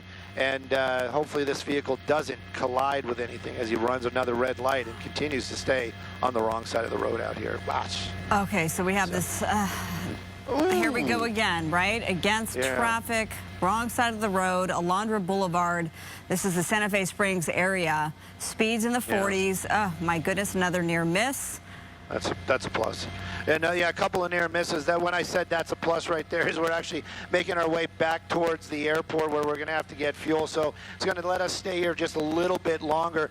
But you can see right there, this car, look how tight it is. And then somebody making a turn. Somebody else making a U-turn. There you go. Oh, you saw him. I don't know if that was on purpose or he was just trying to get out of his way, but it did look like he tried to back up to block that guy in. So, you know, the public kind of done with this, you know, as well as probably a lot of these viewers. I know LAPD, these guys really, they are trained professionals, but you know they just want to bring this thing to an end. They want to get this guy into custody. Right now, though, that suspect just has been taking so many chances. Hopefully, those chances are going to, you know, stay on his side with luck and nobody gets hurt. Yes, that of course is always the hope, and that's why we cover these pursuits to keep everybody in these neighborhoods safe when we have a reckless driver on the road. And this pursuit suspect has been on the road now for almost 90 minutes from South LA to now Cerritos. This is Carmenita Road. This is all thanks to our extreme nav technology, which puts us where this is. More than what now we're seeing 2 spike strip attempts, 2 pit maneuver attempts as well. The pursuit continues. A carjacking suspect at another intersection in a Honda Civic 4-door silver tinted windows. We know this person is said to be armed. This is according to officials, an armed carjacking suspect. Extremely dangerous by the fact that A, they're armed, and then B, how erratic that they've been driving for the last 90 minutes. Now in Orange County, that's where it started, of course, in LA County, and now back to the Downey, Norwalk area. Our crew up in SkyFOX, Stu Mandel, our pilot Angie, and Vinnie Mac with the photography here for us. They're into a situation where they're going to be running out of fuel momentarily. We've been keeping with this pursuit, though, with you, Stu, for more than an hour now. That's right, Marla, and you know what? Our fuel light is on, and not like the guys and the gals and ourselves on the ground when we're driving and we got that fuel light and we're just like, yeah, we'll make it. We sadly have to make our way back over to Fullerton, and we are going to make that attempt right now. We'll keep the shot as long as we can. Those numbers right now, 103, 105, those are wrong because of the distance that that it is looking. But you can see that the pursuit continues on. We'll get fuel as quickly as possible, Marla. Hopefully it'll be over. I can't believe I said that, but hopefully it'll be over. But if it's not, we definitely will be back up and over it as soon as we get fuel. But right now, SkyFOX making their way over to Fullerton for fuel. Marla, sorry about that. Okay, well, we will continue to track this here in the Fox 11 newsroom, and for sure we will have a wrap-up for you at 5 o'clock, but of course we're going to fuel up, and if we can get back to the pursuit, we will come back to you live on the air. So you can expect that from us here at Fox 11. We thank you for sticking with us throughout this pursuit. Dr. Oz is just wrapping up his show, and at 2 o'clock you're going to see Meredith Vieira and 25 Words or Less. So we're just a couple minutes away from that. This all started with the Fox 11 News at noon, and as mentioned, if in fact we can fuel and then get back up in the air and bring you this pursuit, we will break into coverage again to continue and carry on. Otherwise, you can expect a full wrap-up tonight on the Fox 11 News at 5. Okay, thank you so much for being with us. Stu and crew, land safely. Thank you for your coverage.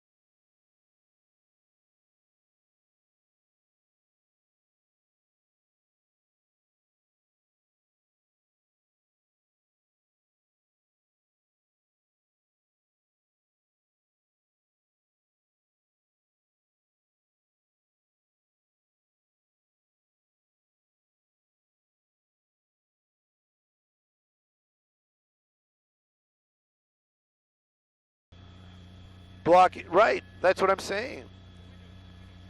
Really? Oh yeah, there they go. That's less than lethal. They're not shooting them. Yep. It's going to be contagious gunfire. They just beanbagged it so they can keep talking to him. They should have got the driver's side window. That would have got his attention. The rear driver, yeah. No, they didn't. No, it's just a reflection. I can see it.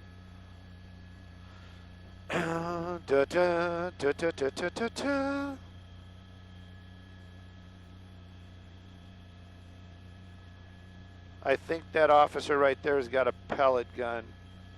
Either that or the, what do they call it, the 40 cal?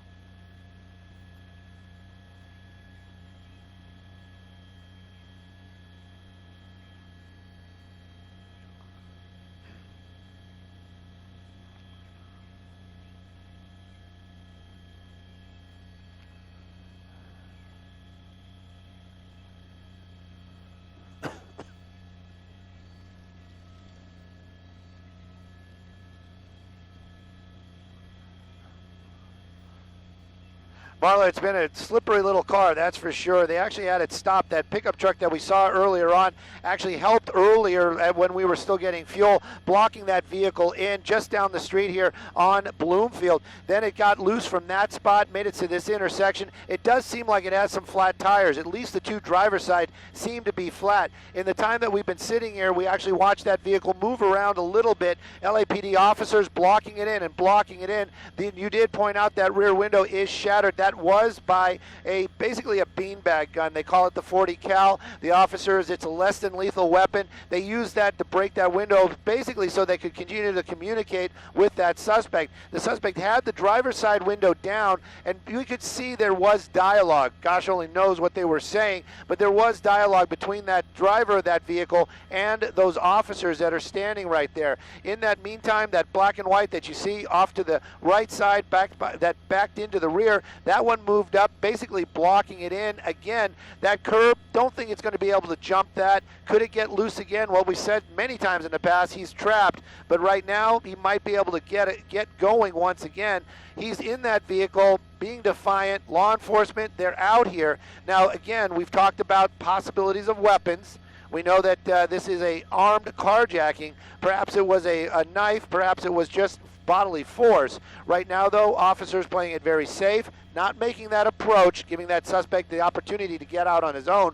Again, though, this is all happening in the Lakewood area. This would be the sheriff's department. I have a feeling, just looking out the window, some of those deputies might be down there helping with traffic control at this time, keeping the traffic away from this major intersection out here. Most of those vehicles, LAPD, some of them are the sheriff's department. I can make that out right now. Again, though, the pursuit portion possibly over, that suspect still sitting in that vehicle, turning this more into a standoff. Marla?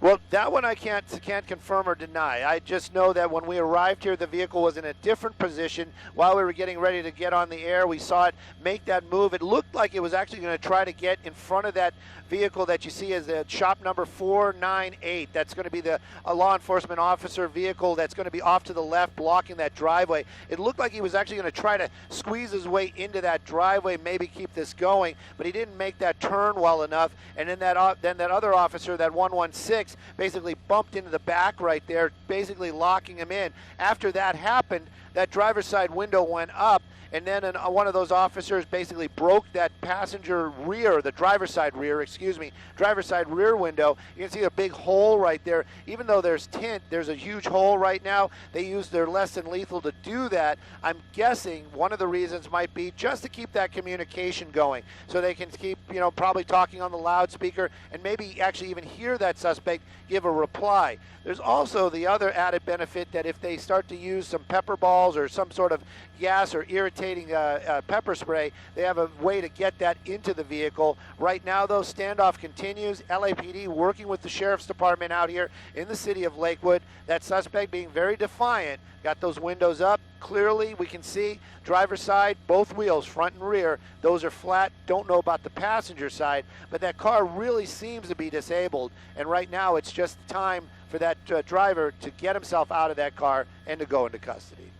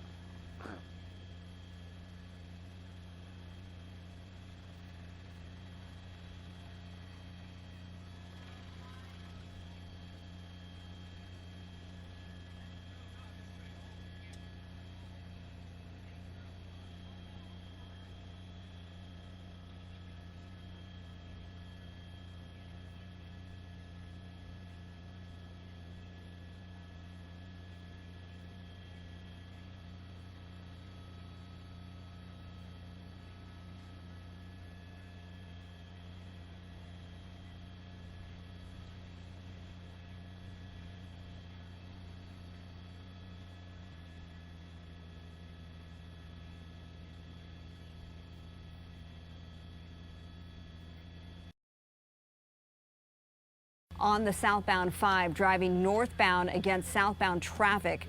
That was the most intense pursuit I've ever seen, that I've ever covered, going full speed against traffic. Fortunately, no major accidents happened as a result of that. So now we've come to an end after several pit maneuver attempts, several spike strip attempts.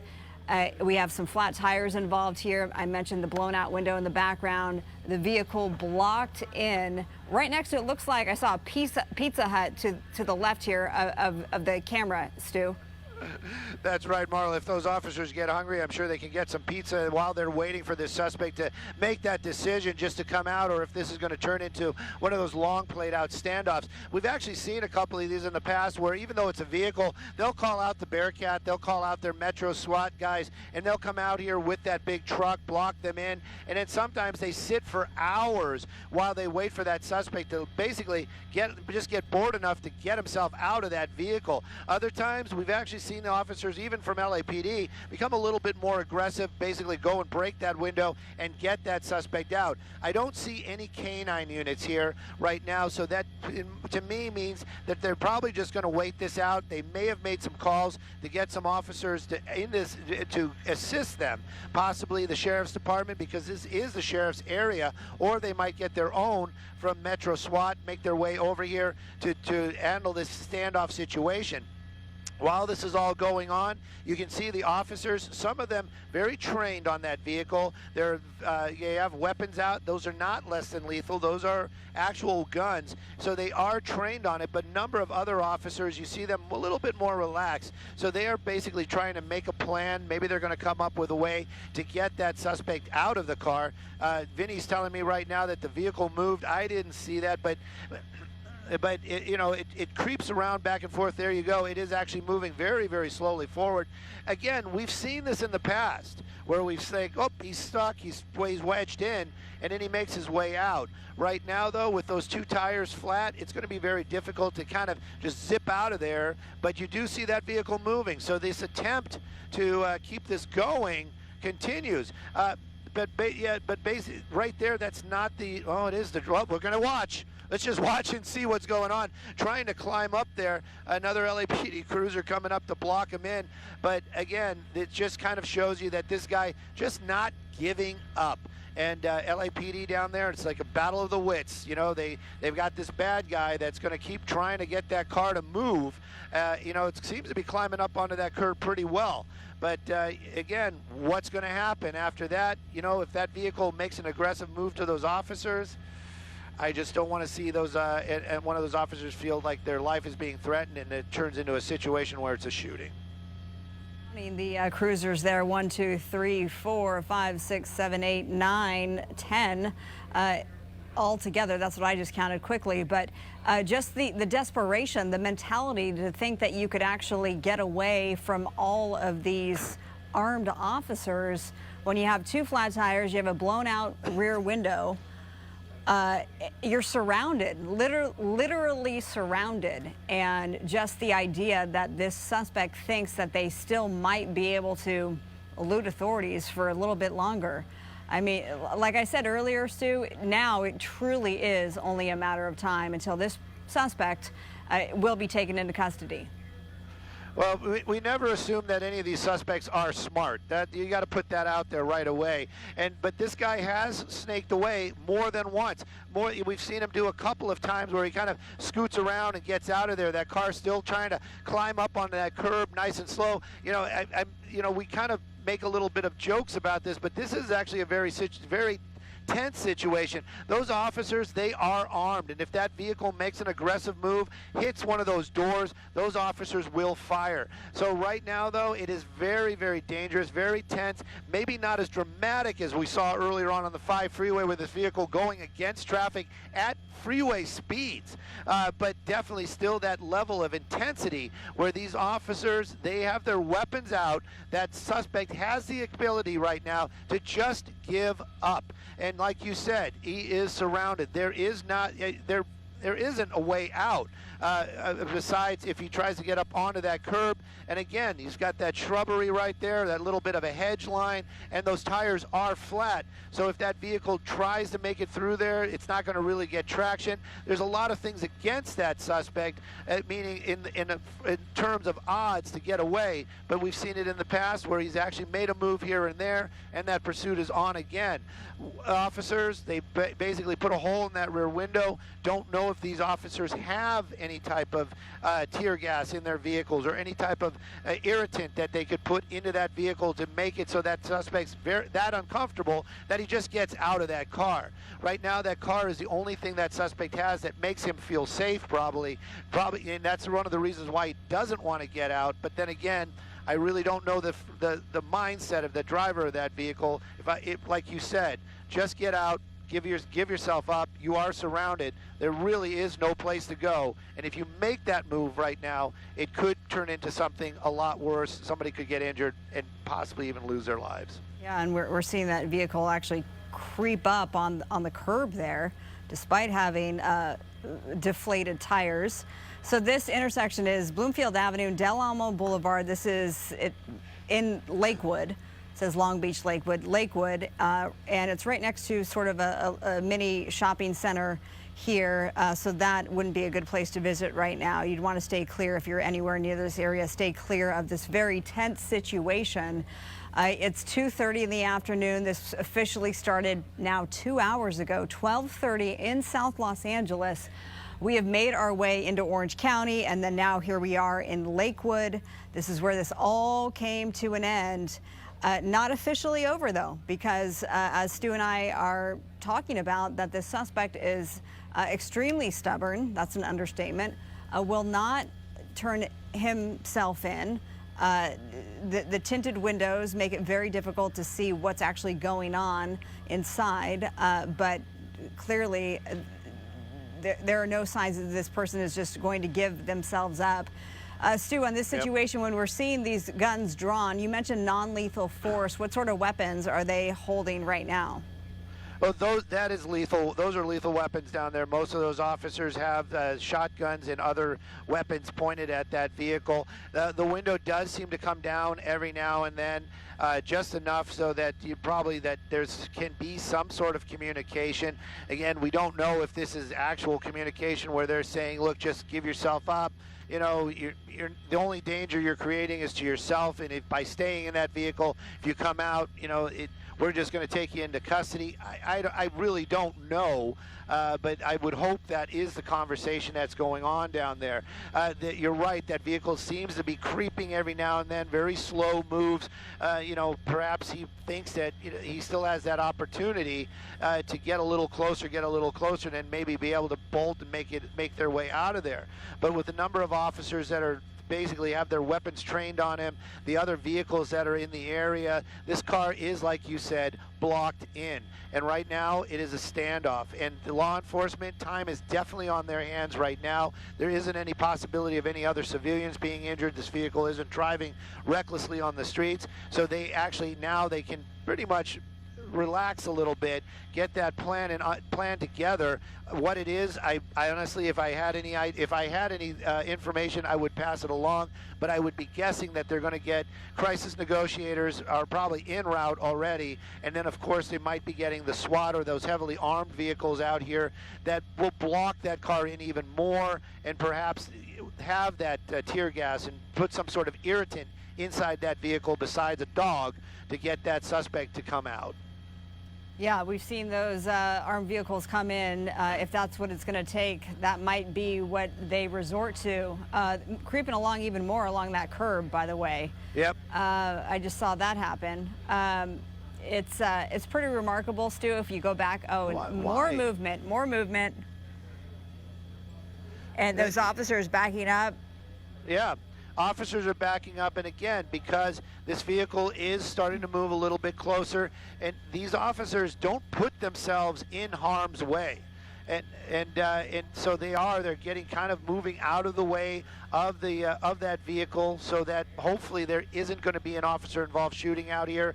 You can see that car trying to figure again. Yep. You said it. It's like, where's he going to go? But we've said that so many times in the past. I'm going to leave this one alone.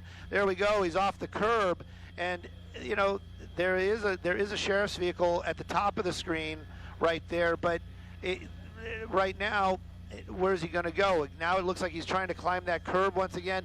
I really don't know the frame of mind of that driver, but I would start to venture to say that perhaps maybe he's under the influence of something, because this continues to just kind of play out as this little game.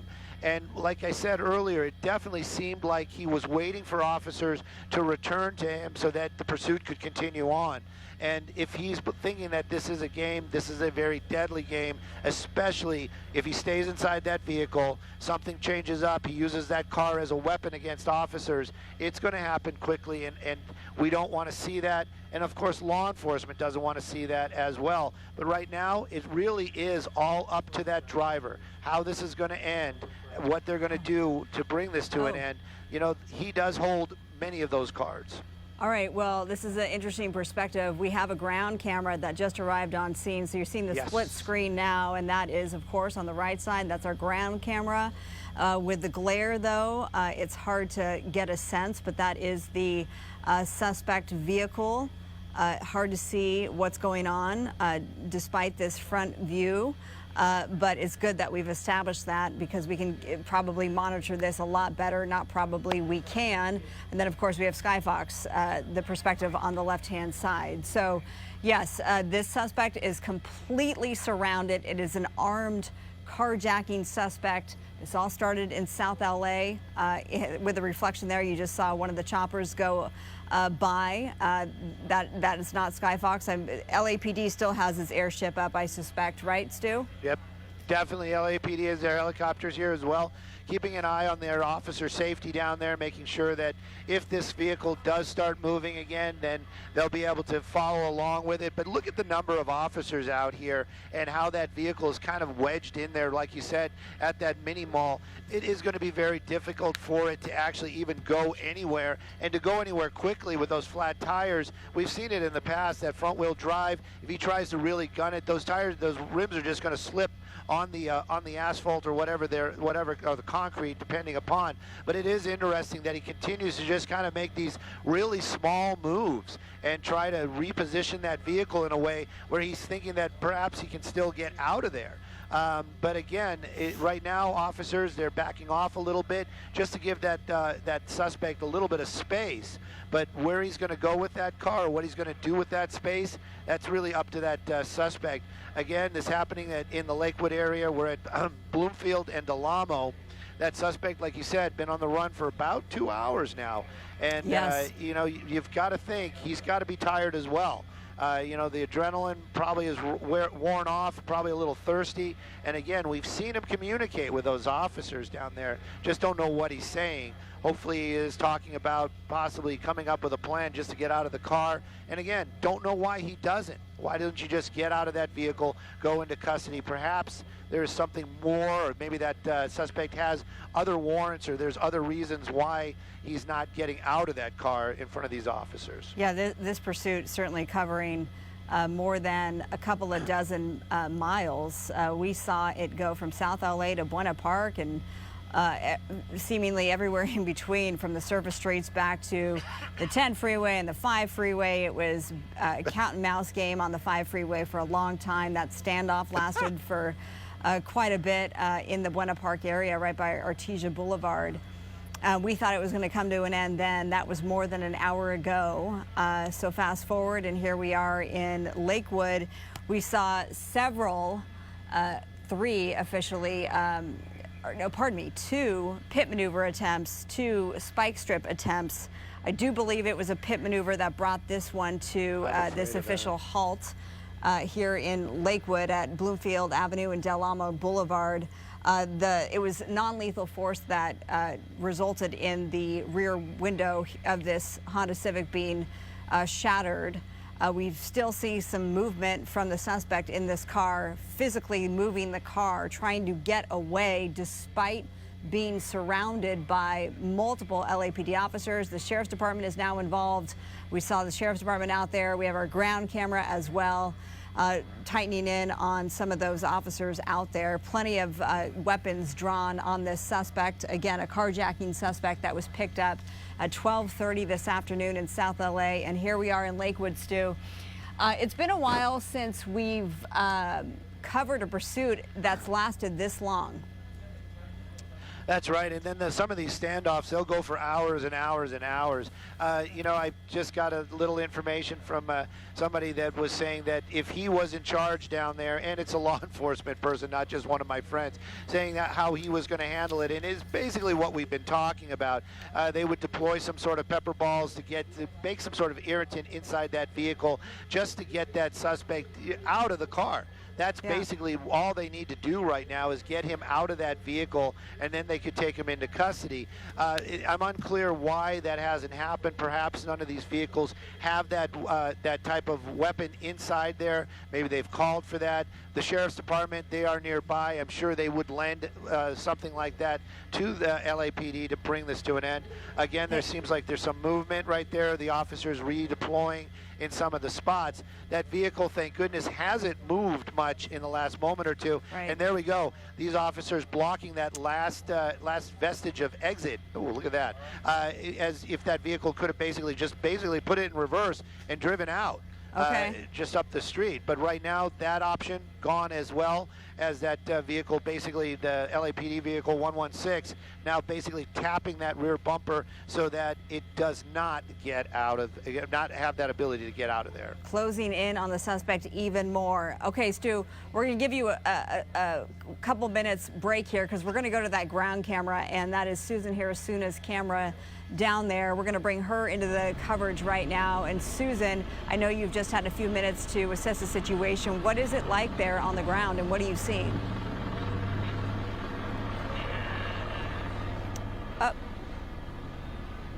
All right, well, Stu, yes. Apparently you don't get much of a break. I thought we had Susan Hirasuna down there ready to go, but I'm sure she's busy gathering some information for us. Yeah, and I see where our truck is. They are very close to the action down there. Okay. Good work on that team, and they, you know, I'm sure the camera operator is going to, if this comes to some sort of conclusion, they'll be able to get over there very, very quickly. They're actually in that parking lot. Large group of people, actually, you can see them across the street. So if the officers really felt that this suspect had a gun, I'm sure that they would clear out a lot of those civilians in the area. At least the deputies would be helping out in that fashion. But you can see a number of some of the camera crews right there and some bystanders just watching. So the fact that we've been talking about this suspect being armed, now probably that arm is probably not a gun. That we probably can take that off the list, not a gun. But still, they're you know, I don't want to be the guy on the maybe. You know, the officer that's going to make that approach on that vehicle on a maybe. So they're always going to err on the side of caution. They're going to do what they've been trained to do. And right now, I can tell you the window just went back down on that Civic. So he's clearly back up again. So clearly saying something and then rolling the window up. Clearly saying something, rolling the window up. So at least there is some communication.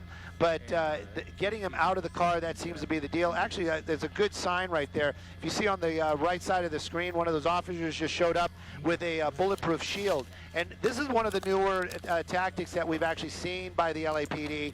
And so they'll basically group together behind that shield. It is bulletproof.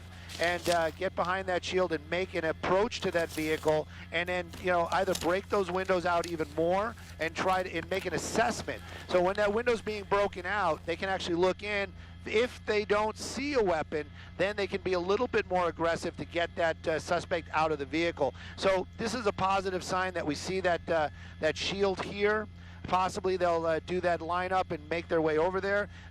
They're not going to do anything quickly, though. Everything's going to be very well planned and executed in a timely manner, meaning they're going to take their time, make sure that it's safe for those officers, and also that maybe that in a moment where the suspect might not see it coming. But right now, though, the standoff continues. We're in the Lakewood area, like you said. That vehicle very well blocked in, 2 flat tires, suspect behind the wheel, still talking to officers, but definitely not giving up. Is this the first time? I noticed that they've cracked the window. The suspect has cracked the driver's side window down to be able to communicate with the officers. Is that right? Yes, and we've seen that a couple of times right now, but he does it very quickly. So he's rolling down the windows, he's probably yelling something, and then he rolls the window back up again. Okay, so it carries on. It seems like we're getting closer to when this suspect will give himself up. This is Bloomfield Avenue and Del Almo Boulevard in Lakewood. It all started in South LA. I'm being told now that we do have Susan Hirasuna. That's our ground camera. We have the split screen for you, the ground camera. That's Susan Hirasuna behind it. Susan, are you there? Can you hear me? Marla, yes, I can hear you. Yes, we are at the corner of Del Almo and Bloomfield, as you mentioned before, not very far away, just one parking lot away from where that car is in standby, standoff mode with all of these patrol cars surrounding him. I can tell you it's an interesting scenario because there are some road closures, as you can well imagine, as you can see from SkyFOX. There is one police helicopter overhead circling, and of course all of the media helicopters that are keeping an eye on the situation as well. What I find so interesting is there doesn't feel to be that intense anxiety, at least from police officers. They're standing by. The ones that I can see seem fairly relaxed. I do see that there is a RA coming this way, although right now there's no reason for an ambulance, but it's probably good to have one at the ready. Lots of looky-loos, as you can well imagine. It wasn't an easy task to get here, as you could also imagine, but we are just keeping an eye on the situation. And I said, what I find so interesting is that it doesn't seem to be as if police officers are feeling too much stress on the situation. I think they're well aware that they have this guy in a situation where he cannot go, as you pointed out. He can't go anywhere, and so it's just a matter of waiting him out. And Sue mentioned the fact that this guy's probably hungry, thirsty, tired, and maybe happy that things have come to, for right now, a peaceful end. I don't see any officers.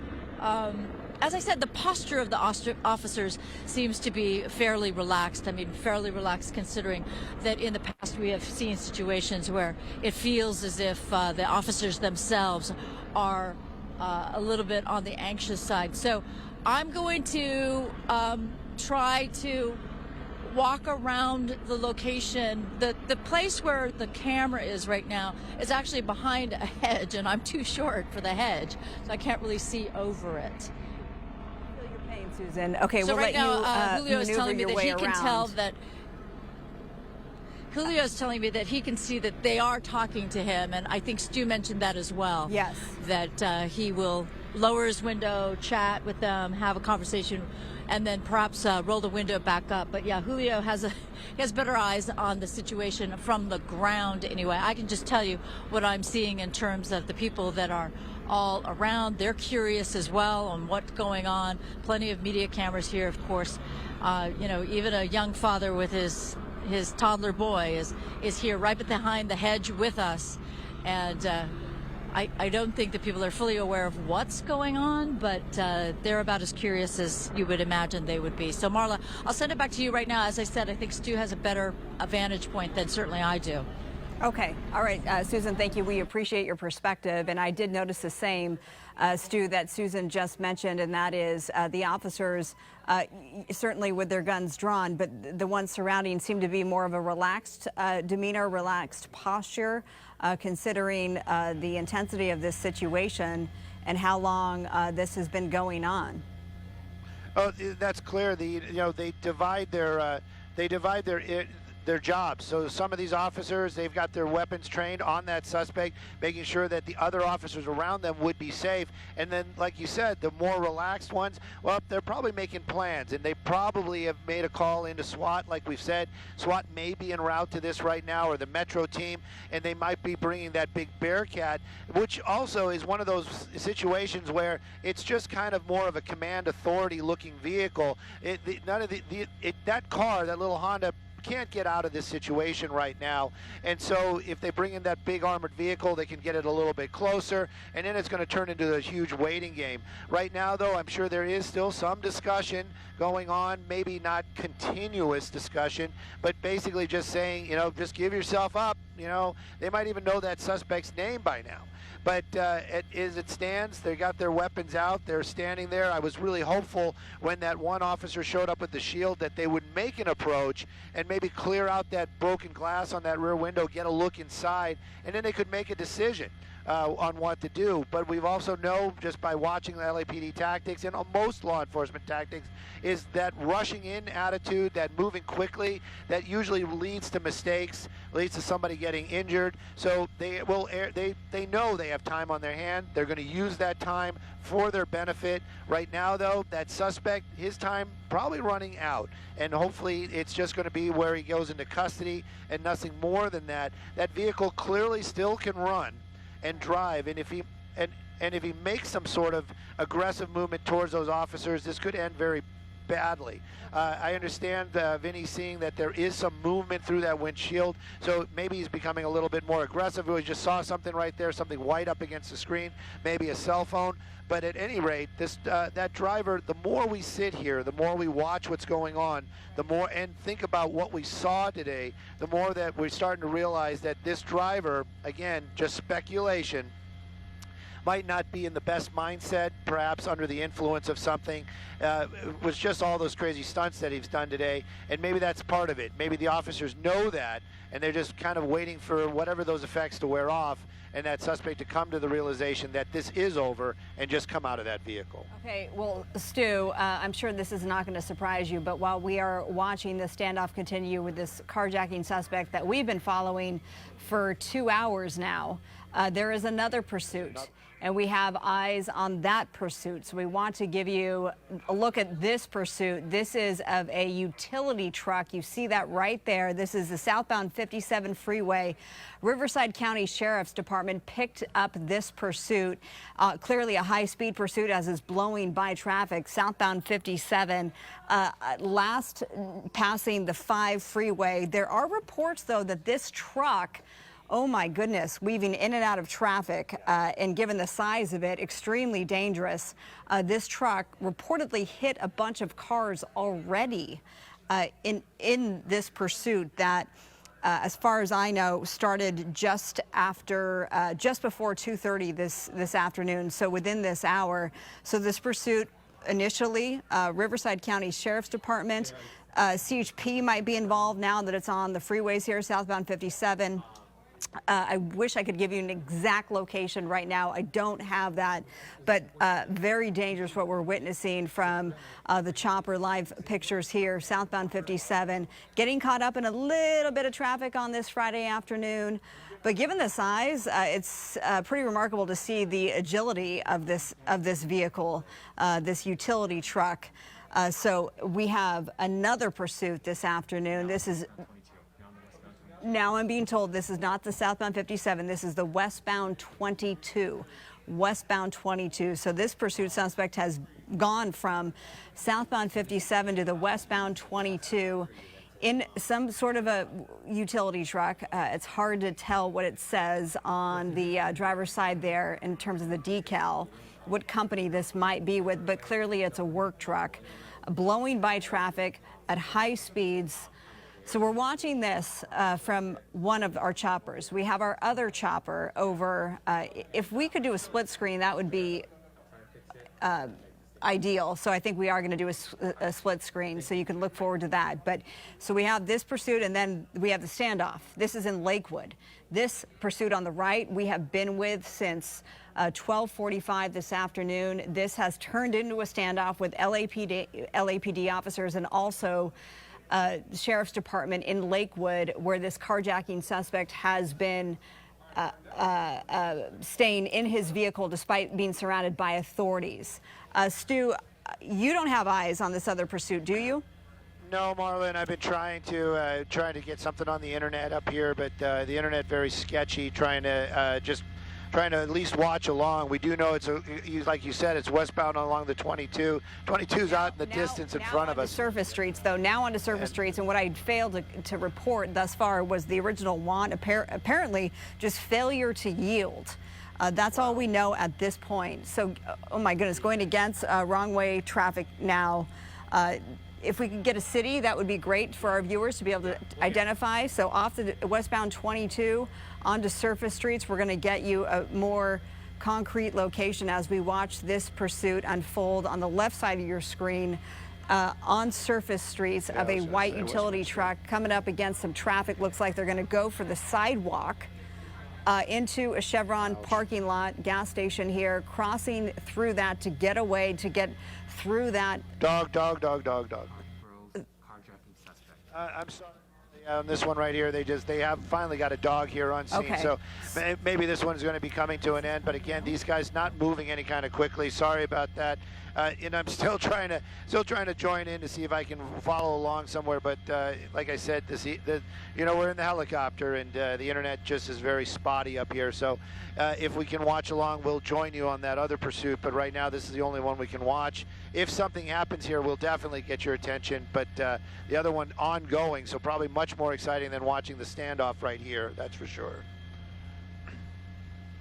Can you hear me now? Can you hear me now? Okay, so what we've just seen and what we can tell you is that we're in Garden Grove on the left side of your screen, and it is another carjacking suspect who just found his way into a cul-de-sac. You see the foot bail, and now this carjacking suspect in Garden Grove making his way on foot, fleeing from authorities. We haven't seen any of those authorities, though. We have eyes on him from above. It looks like he's carrying some sort of a backpack, making his way into, it looks like a gated community, maybe familiar with this area because he went straight for apparently someone's front door. So you can assume that they know where they're going, that this man knows where he's going, this suspect. So this is our second carjacking suspect of the day. In some sort of a gated apartment complex, it looks like.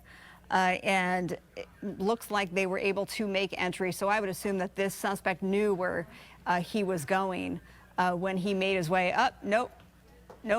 That's why you shouldn't assume, right? You know what that does. So obviously trying to elude authorities still, and maybe just finding some cover underneath this awning here of this apartment complex. It's hard to tell at this point. So we have two carjacking suspects, one in Garden Grove, the other in Lakewood. The other one is holed up in this Honda Civic. with the back window shot out. That one was picked up in South LA at 12:30 this afternoon. It's now nearing 3 o'clock, 2:56 on this Friday afternoon, literally surrounded by LAPD officers with guns drawn. On the left side of your screen, we have a carjacking suspect running from, I believe it's Riverside County Sheriff's Department that is in pursuit. That's the agency that was trailing that white utility truck that found its way into a cul-de-sac.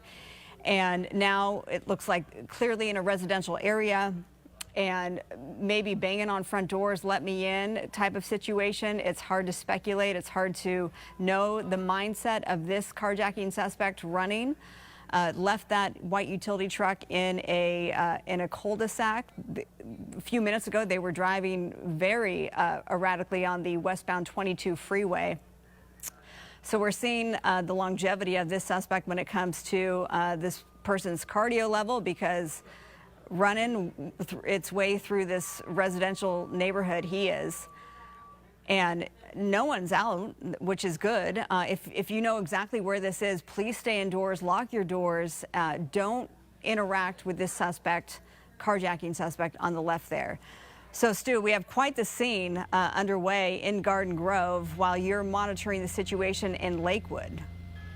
Yeah, you know, Marla, you're making me a little jealous. I would love to be on the other one and watching this guy run, still on the move. Right here, though, this is pretty much turned into a standoff. We do have a canine, at least one canine officer there on scene. You can see that dog eager to start working as they're still walking around back and forth, trying to just get a better idea of what they're dealing with right there. Also, one of those other officers, they brought up one of those bulletproof shields. I was hoping that they were going to make an approach to that vehicle. It looked like that's what they were going to do.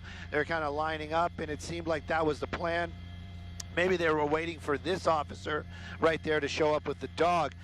We do know that they've also reached out to get a crisis negotiator out here, so there might be somebody down there that, you know, has a better way of speaking to that suspect to get him to give up or try to figure out what is still holding him inside that car, meaning what is the motivation right here? Why are you staying in the car? Why don't you just come out and give yourself up? But at any case, while this is still going on, it is still a very dangerous situation. There was reports of a weapon. Again, we don't know if that was a gun or a knife, but the officer is always going to err on the side of caution. They don't want to have a suspect open fire on them when they try to make an approach to take that suspect into custody. But on the right side of the screen over there, every now and then you'll see that that officer with that shield. But again, they're not going to just run over to the car, take care of business. It's going to be very well planned out. They're going to get things together. And apparently now we're getting information, pretty solid information, I can tell you, that he has some sort of razor knife or box cutter in his hands, and that is what that is the weapon that he used and the weapon that he continues to hold these officers at bay with. And again, this is one of those ones, never going to armchair general what that situation is. I'm not going to be the guy that's going to go open that door and try to take him into custody with a razor knife in his hands. So, and we also do know for a fact that the SWAT team or the Metro team definitely en route, those guys, that's what they're trained for. They are trained for situations like this and tactical situations where they'll be able to get that suspect out of that car safely. Stu, thank you so much. Well, as you're monitoring that situation, we still have the other chopper above the other carjacking suspect who continues to run through this residential neighborhood. We can tell you that this is the city of Garden Grove. It looks like some community there because you can see the community pool making his way through this maze of homes in this area. Leaving behind a white utility truck that reportedly he carjacked. It was picked up by Riverside County Sheriff's deputies. While we've had eyes, though, on this running suspect in Garden Grove, we have not seen one law enforcement officer throughout our coverage. So we're waiting to see authorities arrive. They must know where he is. Obviously, we have just this small bird's eye view of this suspect trying to elude authorities, but surrounding beyond our camera, no doubt that there are authorities in the area. So we have two very different situations. The same want, though, carjacking suspect for both, whether you're looking on the left side of your screen or the right side. We have the standoff in Lakewood, and then we have the hunt for this carjacking suspect in Garden Grove on the left. And it looks like people are coming out maybe from their backyards, or maybe that's a park. Again, this is just pure speculation. I'm just communicating what I'm seeing along with you on the left-hand side of your screen.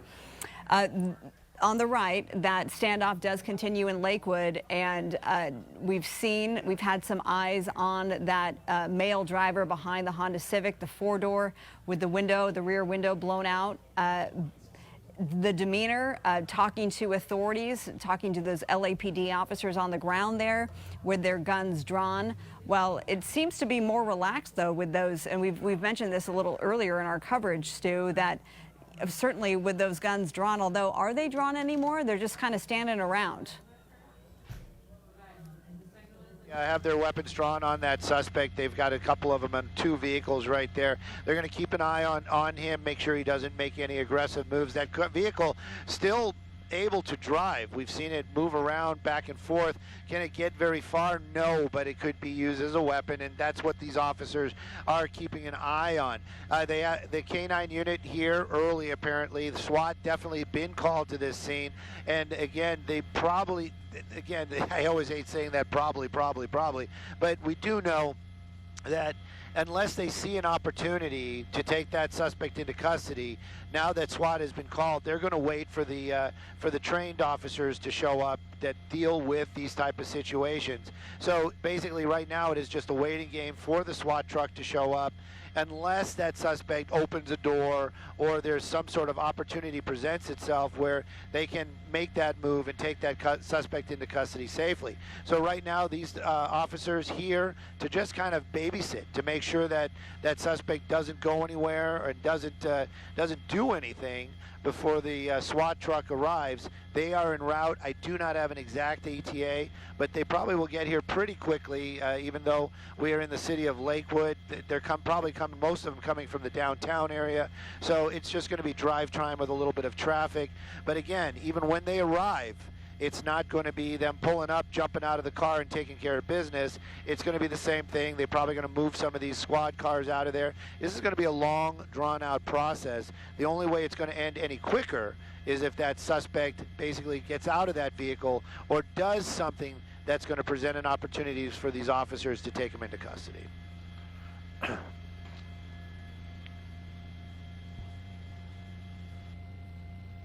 The driver's demeanor because of the glare, but now we're going back to Lakewood because authorities, in fact, just took into custody the carjacking suspect in Garden Grove, pardon me.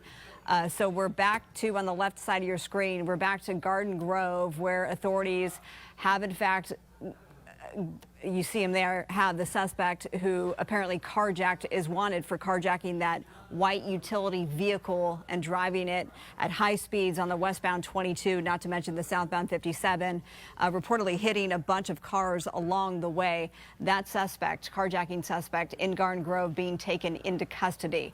So we watched him try to flee authorities on foot for some time in this gated community in Garden Grove. So good work by police officers here for taking this suspect into custody.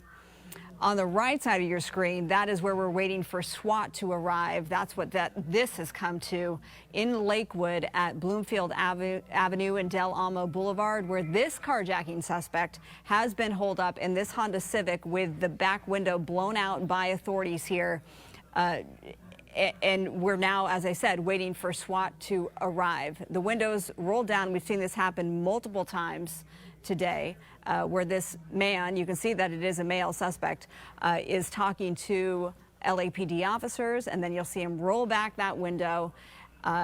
Clearly, it's a negotiation that's underway. But in the meantime, LAPD and also the Sheriff's Department out there, they've called in the SWAT team. Stu?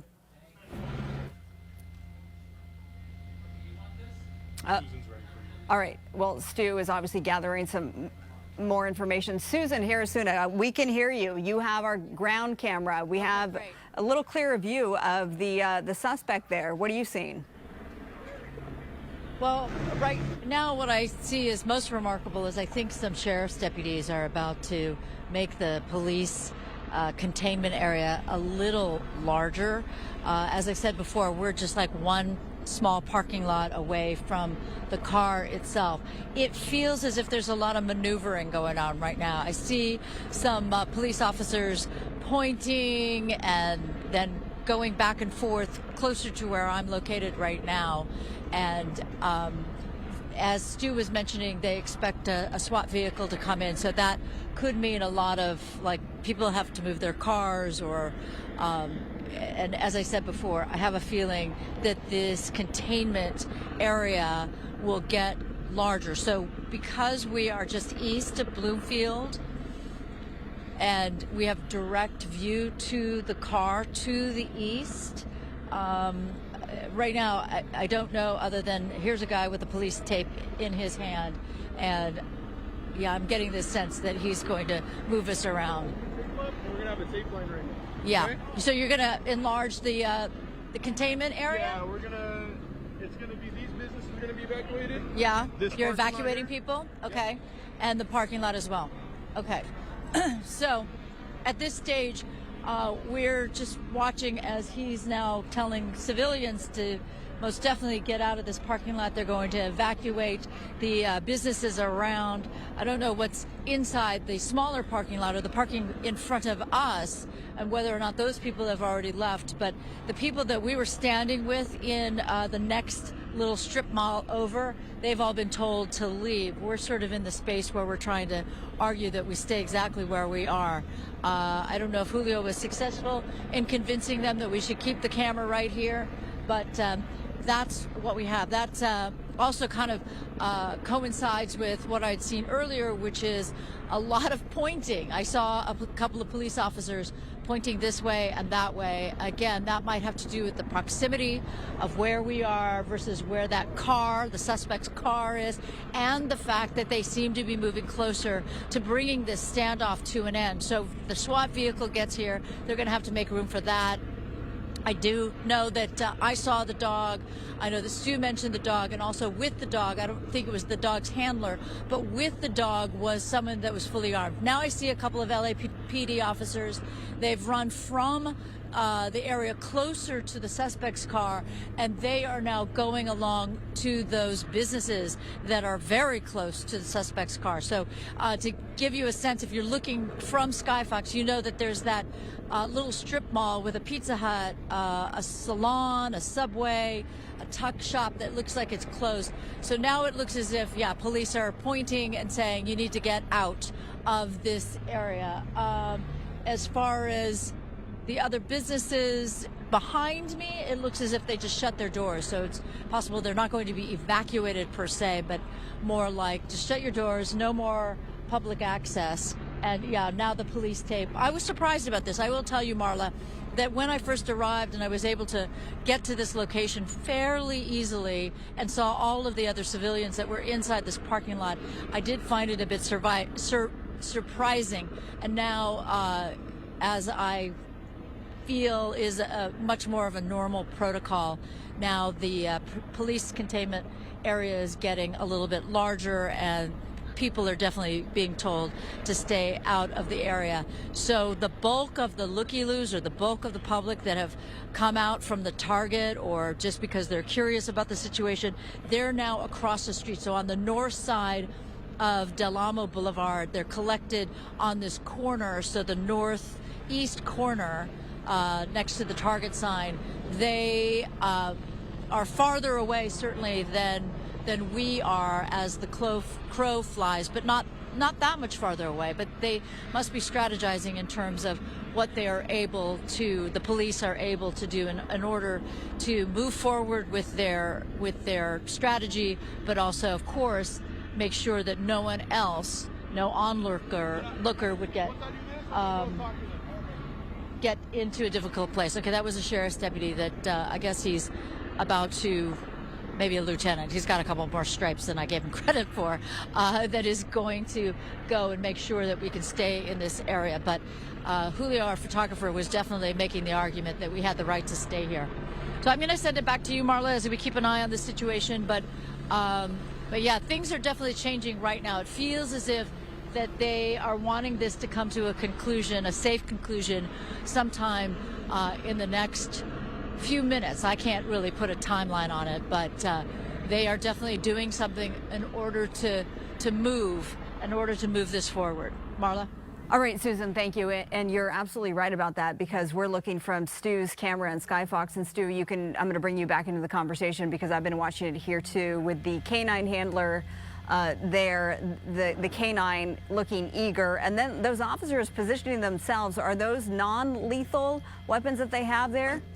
There's one officer there with less than lethal, and he basically made his way over to the hood of that vehicle, the shop number 511, the officer that's moving around right now. Something else that we've noticed that's interesting, this is the longest that driver's side window has been down pretty much since we've been here. He's actually has that window down. Does seem like there is some sort of conversation, or at least he has the window down so he's talking to or able to see those officers. The less than lethal officer basically now, he was on that hood. He had his weapon out. Now he's moving around right there. That dog, the canine, he's been here for a while. Those dogs always very eager to do their job. And this one as well, we saw the handler actually trying to calm the dog down for a little bit there. But at any rate, the standoff continues out here. But it is a positive sign that the window is down a little bit longer, and there is some kind of communication going on back and forth.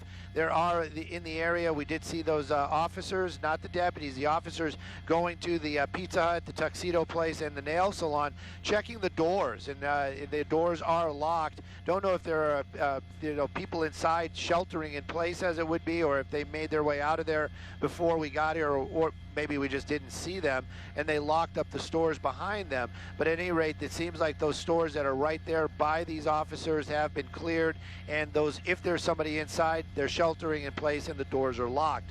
As for that suspect himself, I would pay to hear what's going on down there. I would love to know what that conversation is, why he's not giving himself up. And there you go. It almost looks like the window went back up again. Marla, your shot might be, or your screen might be a little bit bigger than ours. So it does appear that that maybe he's closed the window, or maybe just moved it up a little bit. But definitely there was some movement with that less than lethal. Thought maybe that they were going to break the window, the driver's side window out. But again, nothing's happened. The negotiations continue, and the wait for the SWAT to arrive out here seems to be the big thing right now. It's just a big waiting game till the officers from the SWAT department or the Department of SWAT show up out here, or the Metro, and they are trained to handle situations like this. And again, that might happen quickly. It might take more than another 30 minutes, but time is definitely on the side of the law enforcement. And in this area, something else we always talk about is traffic. Thank goodness, I'm looking around down there. I do not see any big backups. It seems like this area, pretty well, everybody's avoiding it the best they can. Marla? We can be grateful that this is not on the 5 freeway as it was earlier, because it's hard to believe that this is that same pursuit, Stu. We were on the air close to 1 o'clock this afternoon with the 5 freeway in Buena Park completely shut down, while this same pursuit suspect started a standoff with authorities on the 5. That lasted, now we're seeing movement again with the vehicle. Yep. Yeah, that's everybody in the helicopter at the same time said the car's moving, the car's moving. I don't know what that suspect is thinking, or maybe he's had it in drive that whole time and just moved his foot off the brake. But those little tiny movements, that's basically all he's been doing since that vehicle's been up on the curb right there. That canine is ready to rock and roll, but there's no way for that canine to get into that vehicle right now. We do have that hole in the window, but that dog's not going to make his way through there. Also, that glass, even though it's safety glass, they don't want to injure the officer, the dog itself. So they're not, and there you go. You can see some LAPD movement right there. Look at that, oh, come on. There was an opportunity right there. He actually opened the door and then closed it. LAPD moving that one vehicle. Basically, it's almost like a chess game. You do a move, I do a move. They're moving up a little bit closer just to make sure that there's less wiggle room. And he's doing that, trying to back out again, looking, and come on, just come out. Just Is come he coming out. out? Come out, put Doors your hands open. Doors open. Doors open, but we watch this pursuit so often, Marla, and you said it too. We're not guessing. We're just going to watch what's going on. Standing up, but that doesn't mean he's in custody. He could easily make his way back inside that vehicle in a heartbeat, and we're right back at square one. Right now, though, complying-ish would be the way I would say it. Oh, there's a less than lethal round to the window, which kind of upset him. But there's another less than lethal. So, and the dog's kind of joined the takedown just a little bit. There you go. And he's kind of pushing the dog off. Oh, wow. You know, he's got the razor blade. Oh, I hope he doesn't slash that dog. I don't want to see that. There he goes. He's so the weapon then is the razor. Oh, I hope that dog is okay. Yes. Yeah, oh, my goodness. Yeah. And now he's trying to leave. Now he's done with it. He's a little upset, but he really has no place to go. You can see that shrub right there. Yeah, it's just that car's not going to have that kind of movement. And now we're a little worried that they might actually shoot him with regular weapons. So we're going to keep an eye on it, stay a little bit wider. This is not what we wanted to see. No. That suspect getting out that vehicle, and I'm serious. I'm hoping that dog is okay. It doesn't seem like the dog is in any distress. That handler right there, but this might be the beginning of that pursuit. Once again, flat tires, and they're basically just letting that vehicle move along very slowly. The doors open again. I don't know what that's all about, and it looks like it's going to start going again. I'm not sure. I've been looking earlier on. There are no other there is another officer up the way, about at mid-block. There's another officer. What is he right dropping? I don't know. It is trying to maybe he threw the knife out. Maybe he didn't. But LAPD definitely working that pit maneuver. Yeah, very slow pit. Very, very slow indeed. Took that rear bumper off, blocking him in. But this guy's continuing just to try to get away. And this is what we've been seeing all afternoon. And it clearly hit at least twice by less than lethal. Is going to have some bruises. There's no doubt about that. And here we go again. Flat tires, LAPD following along. Another attempt at that pit maneuver. And we're going to move across. The fact that this is in motion all over again is just unbelievable. Yes, it is. I really am keeping it speechless right there. Driving by some news cameras and just making his way. Now we're back on Bloomfield, working our way. It looks to the southbound, slow speed. And we know that vehicle has several flat tires, dragging the bumper right now. And that driver clearly agitated once again. LAPD making his way, just looking for that opportunity. That was a civilian vehicle right there. He's making his way back into traffic. So here we go. That was an aggressive one right there. And again, if they don't get somebody behind him, this driver seems to be very clever with the, hey, I'm just going to back up and keep going. Yeah, the driver, to the point, is not giving up, obviously. So yeah, this is becoming more of bumper cars than pit maneuvers. There you go, another one. And now the car's getting blocked in. This is literally bumper cars. Oh, geez. Just trying to keep going. But that vehicle right there is kind of wedging it. So it's not going to get anywhere. But now we're just back to that same position again where that driver's in that vehicle. If he gets out, that would be fantastic. But it looks like we're back into just another standoff situation in a different spot. Officers backing off, but you've got to give the LAPD again just the fact that there wasn't shots being fired. They clearly saw that this suspect only had a knife, that box knife, razor knife. I'm glad that dog is okay. And right now we're listening in, but it seems to be that same situation. They're just going to block this guy in the best they can. Right now they're actually saying he's unable to get anywhere or move, but he's still in the car. He's not in custody. It's just the same situation about a block or two south of where we were earlier. But now, instead of the strip mall, it looks like we're in front of a couple of homes there, right? A couple of homes, a cul-de-sac. Yep. So I'm kind of wondering, we know that the suspect doesn't have a weapon, and right now that the vehicle being a weapon, that's been kind of taken out of his hands as well. He's wedged up against that curb. Enough officers all around that car. He is not going anywhere. And again, hopefully, he's going to look around and realize I can't. I can't. I'm going into custody. Even though it did seem like he was thinking about running, but then changed his mind and went back inside that vehicle. LAPD, they've got this guy surrounded. You know, you've got that one officer down there with the yellow legal pad. I wonder what notes he's taking. I'd like to read that someday. But right now, it seems up the door's opening, or maybe it's actually hitting the curb, or maybe because of the damage he can't open the door. But hopefully he just kind of gets out of that vehicle and just allows himself to go into custody. It looks like the vehicle might, the door might be Wedged. broken, or that wouldn't surprise me given what we just all watched. Bumper cars, literally. So we're just, a couple of blocks down from where we were. We were at Bloomfield Avenue in Del Amo. Now we're at Bloomfield, and it looks like Lemming Street is the closest intersection. Once again, this carjacking suspect at 3:21 this afternoon has been eluding officers since 12:30 this afternoon, so almost 3 hours later, continues to do that, and once again is entirely surrounded. It does not look like that he will be able to drive away again. We have several officers, guns drawn. We've seen this situation before. You know, Stu, it wouldn't surprise me if they're going to literally have to pull the suspect out of the vehicle. Right.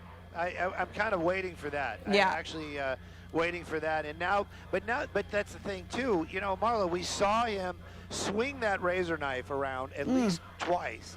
And I'm hopeful, or more than 90% sure, that that dog was not injured. But the fact that he was swinging that thing around means that, you know, who's going to go take that? Who's going to take it away from him? Who's going to be the officer that's going to go into that vehicle and get into, you know, hand-to-hand combat and try to get that knife away from him? So right now it's the same type of situation. The door is open, which is a huge plus.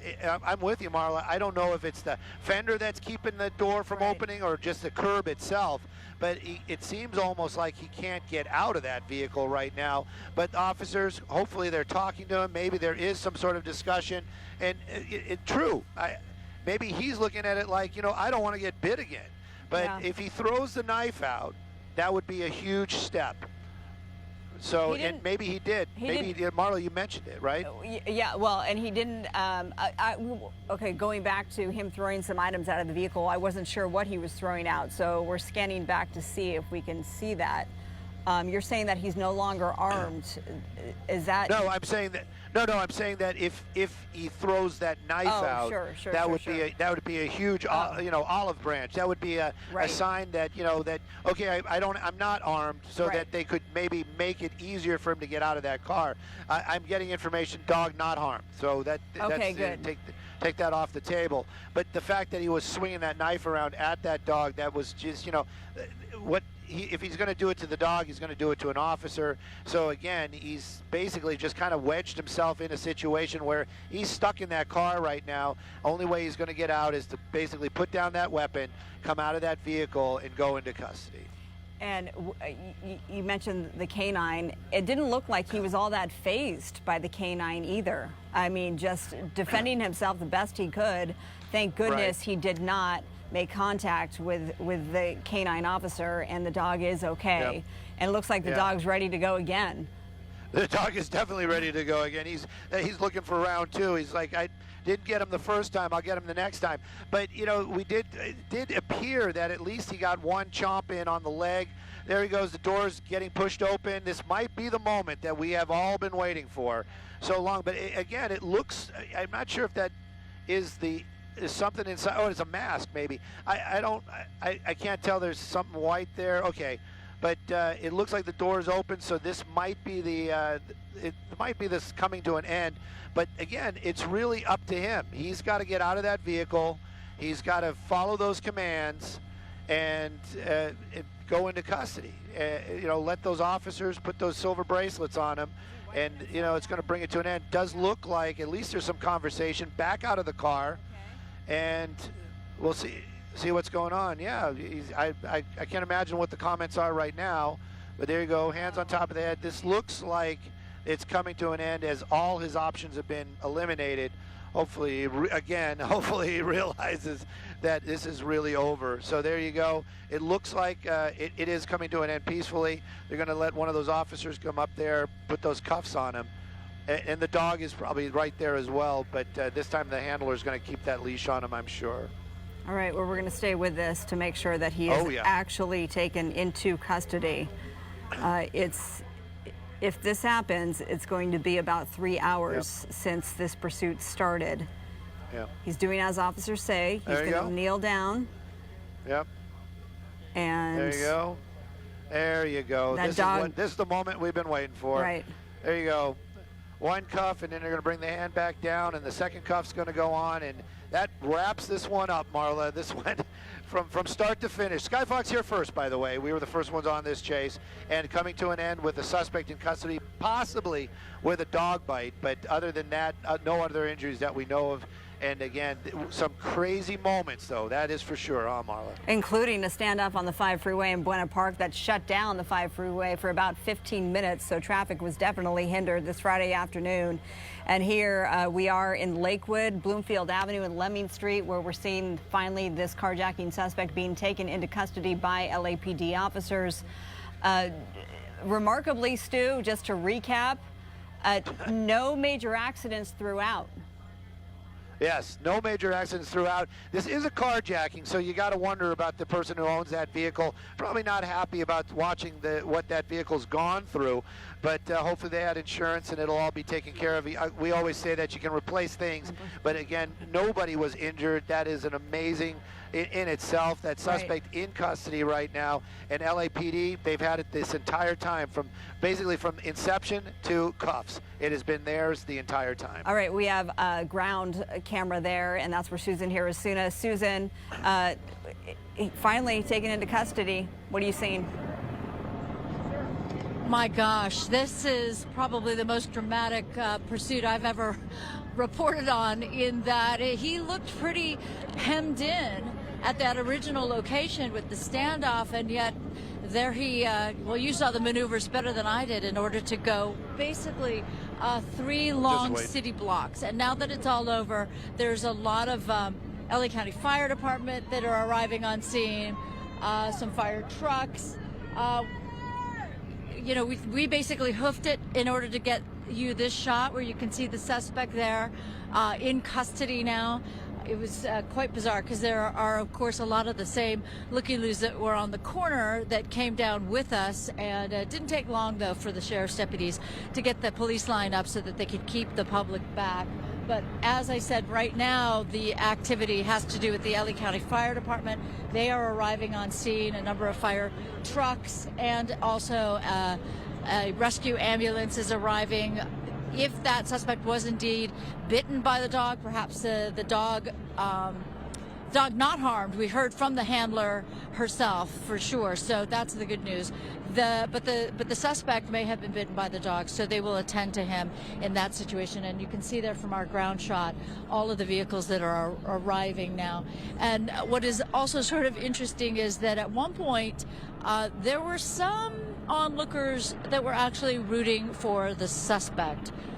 You never know what you're going to hear when you stand by and take a listen to what people are saying. But at this point, you know, it's all over but the shouting, I guess, with the suspect in custody now.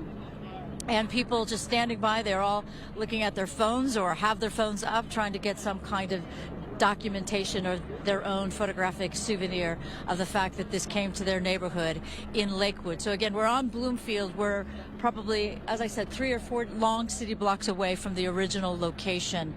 And right now, as I mentioned before, the postures have all changed. And so now people are feeling much more at ease that the suspect is in custody. Marla. Thank you so much for your reporting on this this afternoon. We also see the firefighters and paramedics arriving on scene as this pursuit of a carjacking suspect that started in South Los Angeles comes to a pretty incredible end in Lakewood 3 hours after it started.